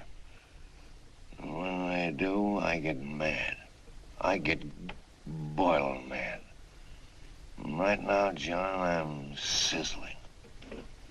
I get mad for a lot of other guys besides myself. I get mad for a guy named Washington, and a guy named Jefferson, and Lincoln. Lighthouses, John. Lighthouses in a foggy world. You know what I mean? Yeah, you bet. Listen, pal, this fifth column stuff is pretty rotten, isn't it? Yeah, it certainly is. And you'd feel like an awful sucker if you found yourself marching right in the middle of it, wouldn't you? You. Of course, you wouldn't know it because you're gentle. But that's what you're doing. You're mixed up with a skunk, my boy. A no-good, dangerous skunk. Say, you're not talking about Mr. Norton, are you? I'm not talking about his grandfather's pet poodle. You must be wrong, Mr. Cannell. Because he's been marvelous about the John Doe clubs. Yeah? Say, you're sold on this John Doe idea, aren't you? Sure. Sure. I don't blame you. So am I. It's a beautiful miracle. A miracle that can only happen right here in the good old USA. And I think it's terrific. What do you think of that? Me, hard-boiled Cannell, and I think it's plenty terrific. All right. Now, supposing a certain unmentionable worm whose initials are DB was trying to use that to shove his way into the White House so he could put the screws on, so he could turn out the lights in those lighthouses. What would you say about that, huh? Nobody's going to do that, Mr. Cannell. They can't use the John Doe clubs for politics. That's the main idea. Is that so? Then what's a big political boss like Hammett doing in town? And a labor leader like Bennett? And a lot of other big shots are up at DB's house right now. Wolves, John. Wolves. Waiting to cut up the John Does. Wait till you get a gander at the speech you're going to make tonight. You're all wet. Miss Mitchell writes those speeches. Nobody can make her write that kind of stuff. They can't, huh? Who do you think writes them? My Aunt Emma? I know she writes them. And gets a big bonus for doing them, too. A mink coat and a diamond bracelet. Don't write them.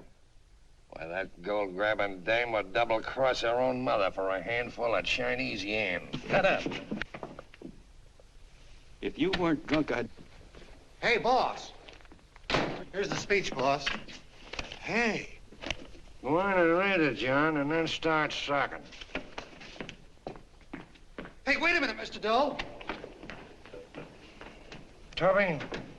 Yes, sir. Better bring me a glass of milk. I'm smoking too much. Yes, Charlie? Got everything all set? Fine. John Doe been taken care of? Good. How many people do you think will be there? 15,000? Oh, my, that's fine. Now, listen, Charlie. As soon as John Doe stops talking about me, I want you to start that demonstration. And make it a big one, you understand? Don't worry about that, DB. My boys are there. They'll take care of it. What? Yes, I'll be there 15 minutes after I get your call. Why, Mr. Doe. Where are they? In the dining room, sir.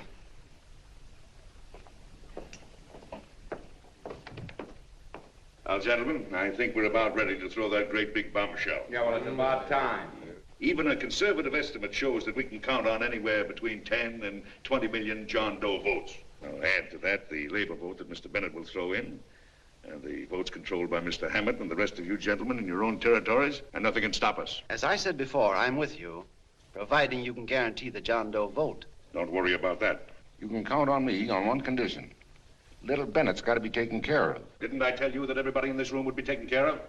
My agreement with you gentlemen stands.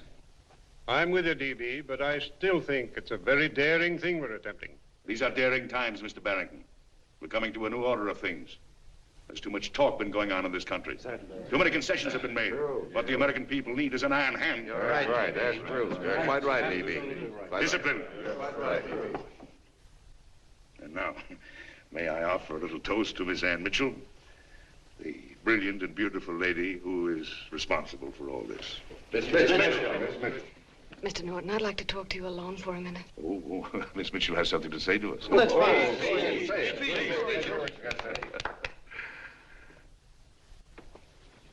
Hello.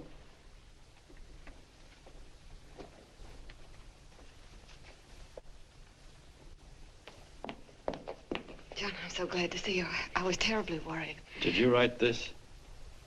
Yes, I did, John, but I had no idea what was going on. You didn't? No. That's a swell bracelet you're wearing.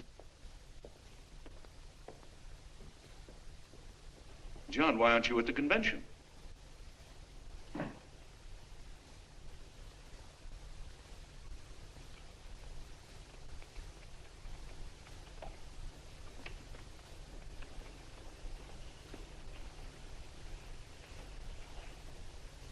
Is there anything wrong? No, nothing's wrong. Everything's fine. So there's going to be a new order of things, huh? Everybody's going to cut himself a nice fat slice of the John Does, eh? You forgot one detail, Mr. Big Shot. You forgot me, the prize stooge of the world. Why, if you or anybody else thinks he's going to use the John Doe clubs for his own rotten purpose, he's going to have to do it over my dead body. Oh, hold on a minute, young man. Hold on. That's rather big talk. I started the John Doe clubs with my money. And I'll decide whether or not they're being properly used. No, you won't. You're through deciding anything. And what's more, I'm going down to that convention and I'm going to tell those people exactly what you and all your fine feathered friends here are trying to cook up for them. And I'm going to say it in my own words this time.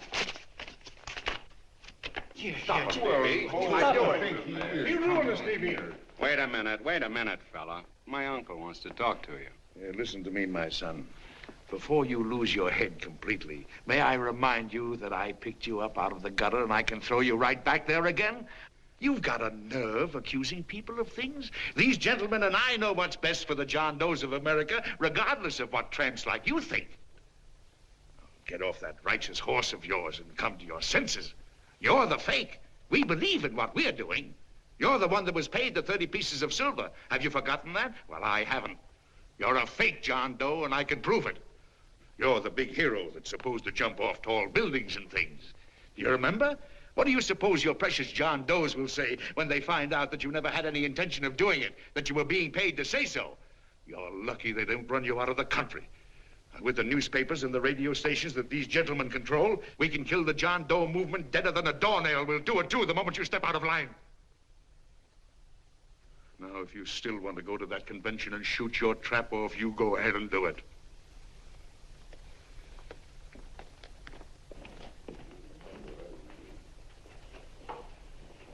You mean to tell me you try to kill the John Doe movement if you can't use it to get what you want? You bet your bottom dollar we would.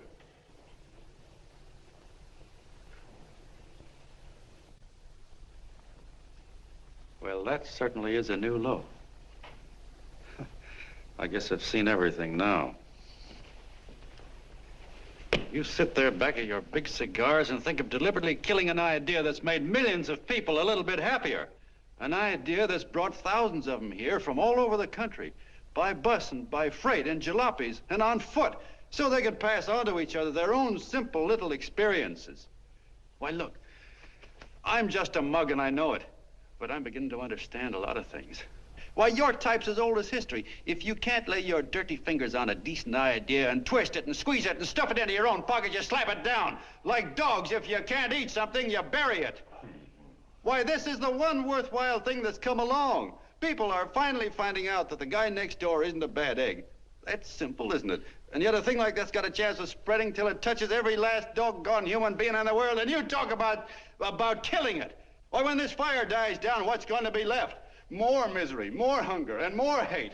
And what's to prevent that from starting all over again? Nobody knows the answer to that one, and certainly not you with those slimy, bollocksed-up theories you got. The John Doe idea may be the answer, though. It may be the one thing capable of saving this cockeyed world. Yet you sit back there on your fat hulks and tell me you'll kill it if you can't use it. Well, you go ahead and try. You couldn't do it in a million years with all your radio stations and all your power. Because it's bigger than whether I'm a fake. It's bigger than your ambitions, and it's bigger than all the bracelets and fur coats in the world. You bet it is, John. And that's exactly what I'm going down there to tell those people.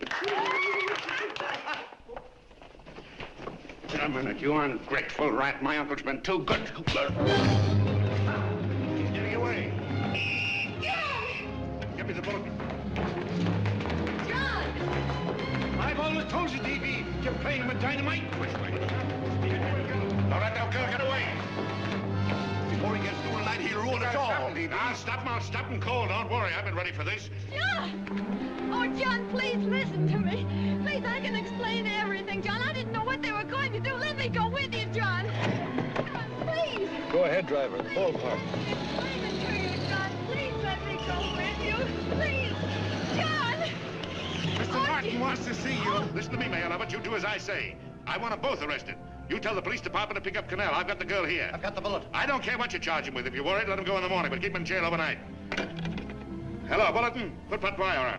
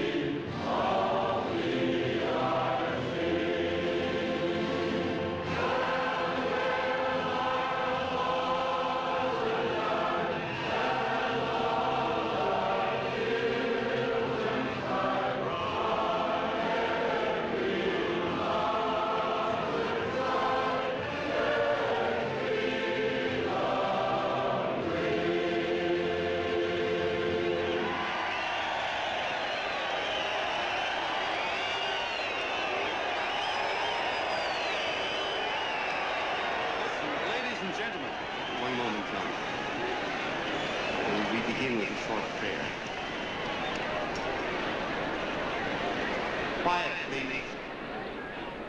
Ladies and gentlemen, let us have a moment of silent prayer for the John Does all over the world, many of whom are homeless and hungry. Rise, please. Everybody rise.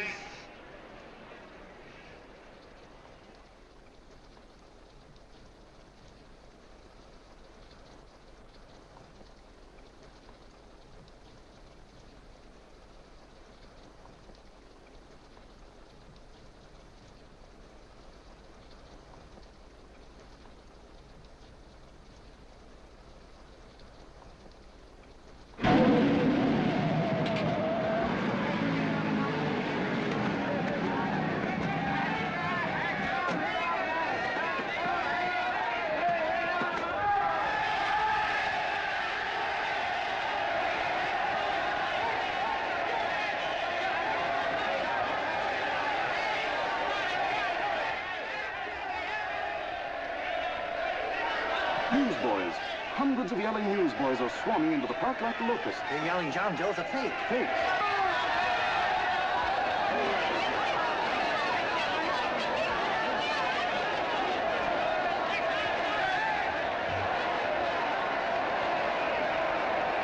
Federal investigation urged by Chamber of Commerce. How could he be a fake?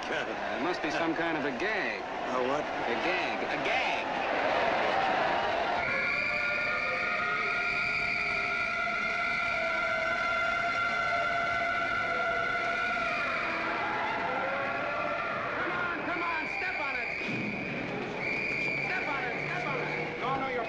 so let's get going. Wait for the face. Hey, miss, will you autograph my balloon? Sure.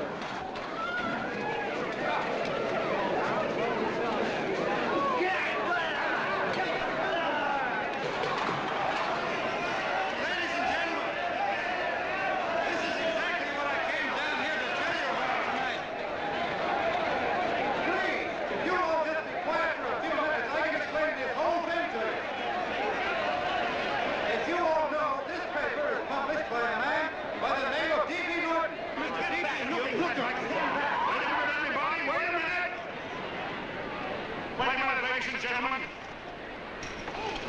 my name is D.B. Norton. You all know me. I accuse this man of being a faker. We've been taken for a lot of suckers, and I'm the biggest of the lot. I spent a fortune backing this man in what I believe to be a sincere and worthy cause, just as you all did. And now I find out it's nothing but a cheap racket cooked up by him and two of my employees for the sole purpose of collecting dues from John Does all over the country. That's a lie. It's not a lie. Nickels and dimes to stuff into their own pockets. You can read all about it in the newspapers there. That's a lie. Listen, Don't believe what? This man had no intention of jumping off the top of a building. He was paid to say so. Do you deny that? That's got nothing to do with it. Were you paid for it or weren't you? Yes, I was paid, but there And what about the suicide note? You didn't write that either. What difference Did you write it or didn't you? No, I didn't write it. Now, you bet your life you didn't. You look in your papers, ladies and gentlemen, and you'll find Miss Mitchell's signed confession that she was the one who wrote it. Listen, folks, it's a fact that I didn't write the letter. There, you see, he admits it. You're a fake, John Doe. For what you have done to all these good people, they ought to run you out of the country. And I hope they do it.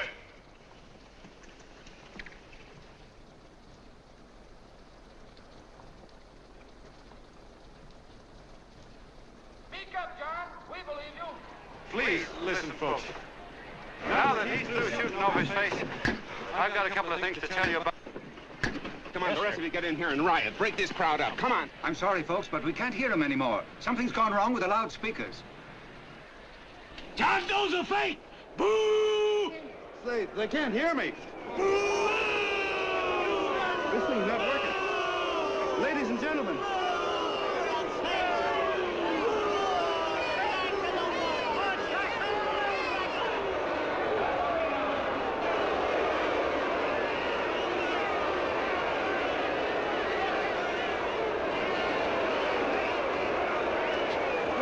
This thing's bigger than whether I'm a fake. Look, Kurt, you believe me, don't you? Sure. I believe you. Walking my legs off, digging up 5,000 signatures for a phony. Well, there you are, Mr. Doe. 5,000 names asking you not to jump off any roof. It makes no difference, Bert. The idea's still good. We don't have to give up our club. Yeah, well, you can have it. They're starting to throw things. Somebody's going to get hurt. I'm afraid it'll be John Doe. Listen to that mob. I'm gonna go to him. All right, lady. Hey, what's your order? Let me go. I want to go to him. Oh, please. Please let me go. They're crucifying him. I can help him. Sorry, sister, we got orders to hold. Orders from who? Can't you see it's a framer? And oh, Mother, they won't let me go. They won't let me go. Listen, folks. You gotta listen to me, everybody. Back to the jungle, you hobo! Just another racket! Stick to your clubs. We've been fed baloney so long, we're getting used to it.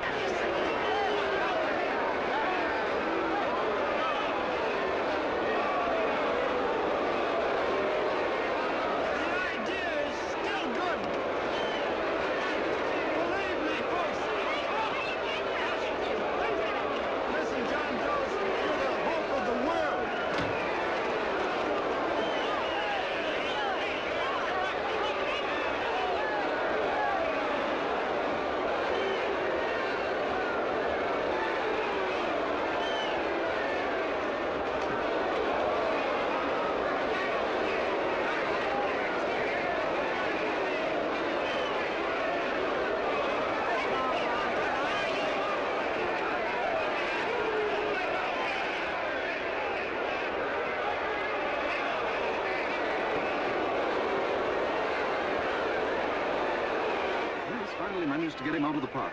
But if that boy isn't hurt, it'll be a miracle.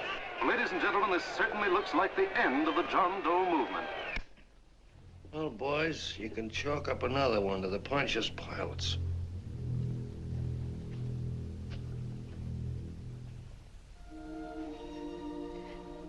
I should have been there. I could have helped him. He was so all alone. A lot of us are going to be mighty ashamed of ourselves after tonight. We certainly didn't give that man much of a chance.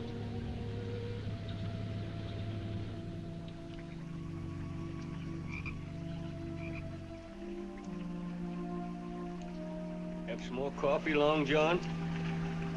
No thanks, Colonel.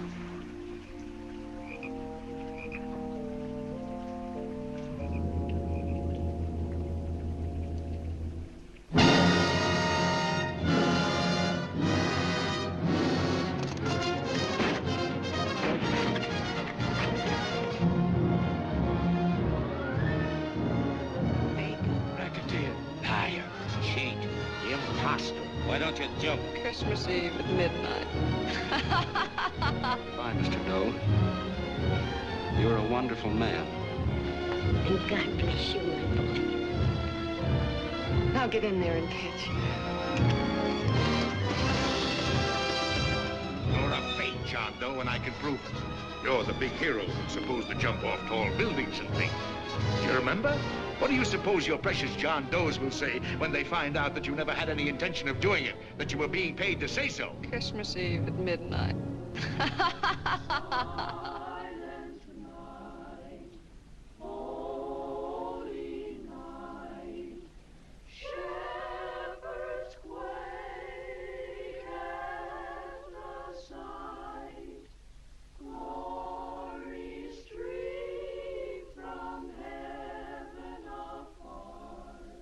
Merry Christmas, son. Merry Christmas.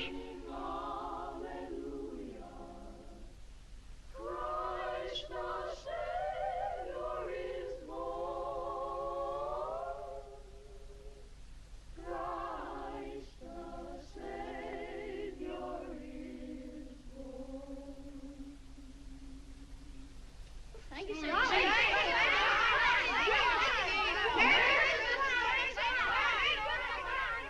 Who? John Doe. Is that screwball still around? Ah, Dame's been calling all day. Sure, I know. Yeah, at midnight, huh? Okay, lady. We'll have the place surrounded with nets. They're laughing at me.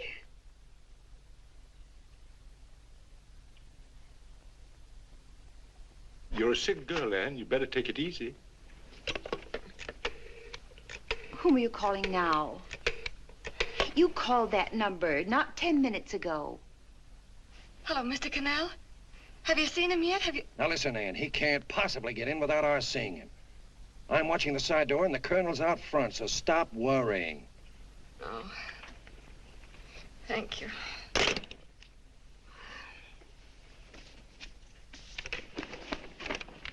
What, Ann? Anne, don't be foolish. If this isn't the craziest, the battiest, the looniest wild goose chase I ever heard of. Oh, shut up, Bert. Sourpuss is right. Yeah, well, if he is, I'm a banana split. That man is going to be on that roof. Don't ask me how I know. I just know, and you know it as well as I do. Sure. I'd like to believe in fairy tales, but a guy that's a fake isn't going to jump off any roof. I don't think he was any fake, not with that face. And anyway, what he stood for wasn't a fake. Okay, honey, okay.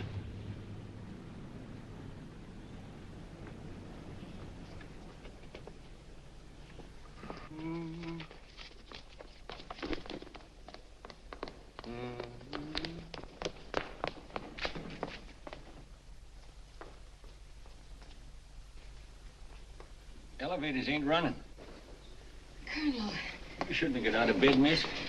has he been here? No. Have you seen him? I ain't seen him for a week. Where's Cannell? He's watching the other door. Oh, gee, you're swell. Oh. No sense in going up there. I've been here for hours. He ain't here. Let me go, will you? Now that's crazy. It's 14 floors.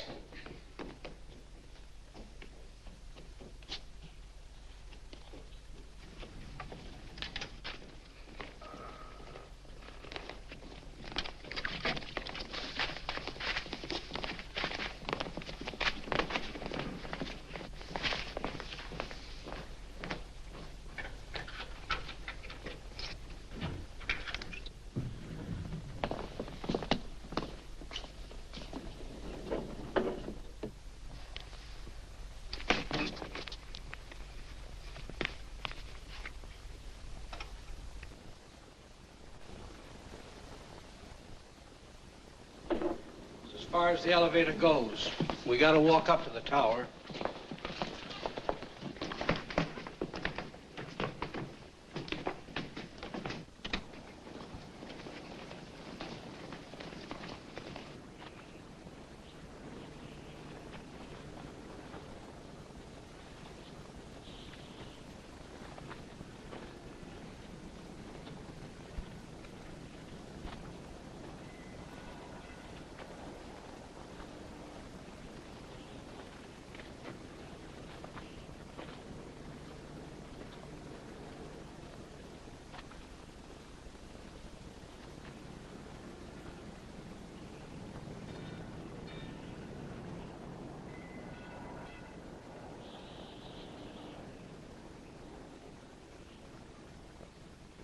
That tramp was probably full of Christmas cheer and asleep in some flop house. Let's go. I've got to decorate my tree.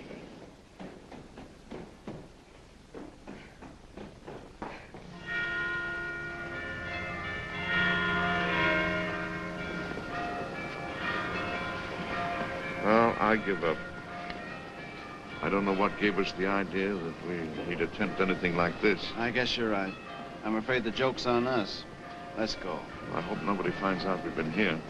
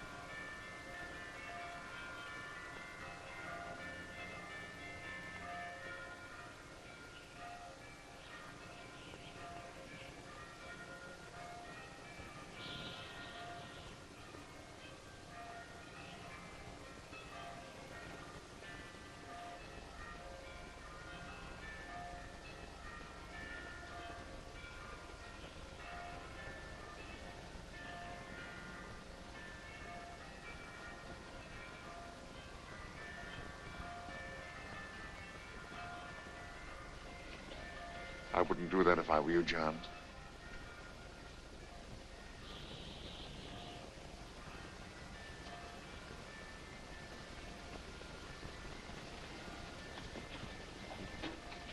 It'll do you no good. The mayor has policemen downstairs with instructions to remove all marks of identification you may have on your person. You'll be buried in Potter's Field and you will have accomplished nothing.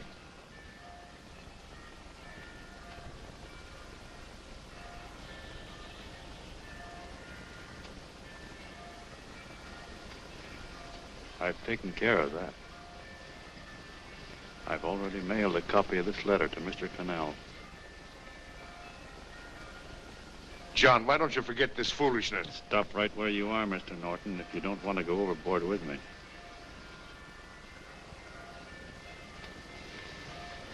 I'm glad you gentlemen are here. You killed the John Doe movement, all right. But you're going to see it born all over again.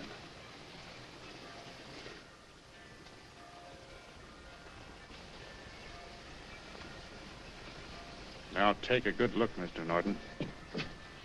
John! John! Oh, John, no, I won't let you. I love you, darling. Oh, please. Please don't give up. We'll start all over again. Just you and I. It isn't too late. The John Doe movement isn't dead yet. You see, John, it isn't dead or they wouldn't be here. It's alive in them. They kept it alive by being afraid of. That's why they came up here. Oh, man killed it was dishonest.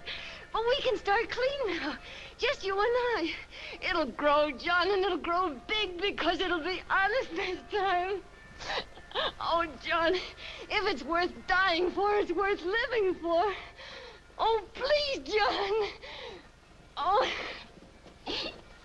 Oh, please, please, God, help me.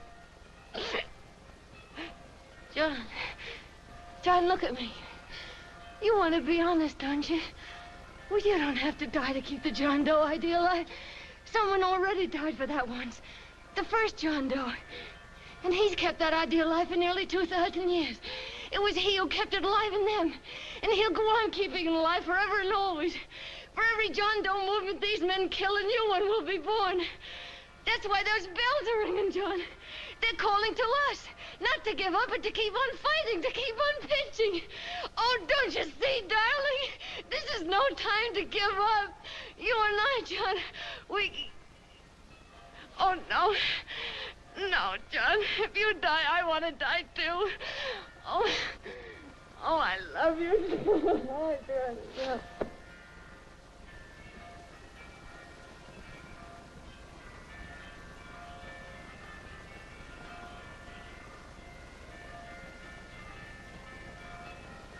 Mr. Doe, you don't have to. We're with you, Mr. Doe. We just lost our heads and acted like a mob. What Bert's trying to say is that we need you, Mr. Doe. There were a lot of us that didn't believe what that man said. We were going to start up our John Doe Club again, whether we saw you or not, weren't we, Bert? And there were a lot of others that were going to do the same thing. Well, Mr. Sourpuss even got a letter from his cousin in Toledo. I got it right here, Mr. Doe. Only it'd be a lot easier with you. Please. Please come with us, Mr. Doe.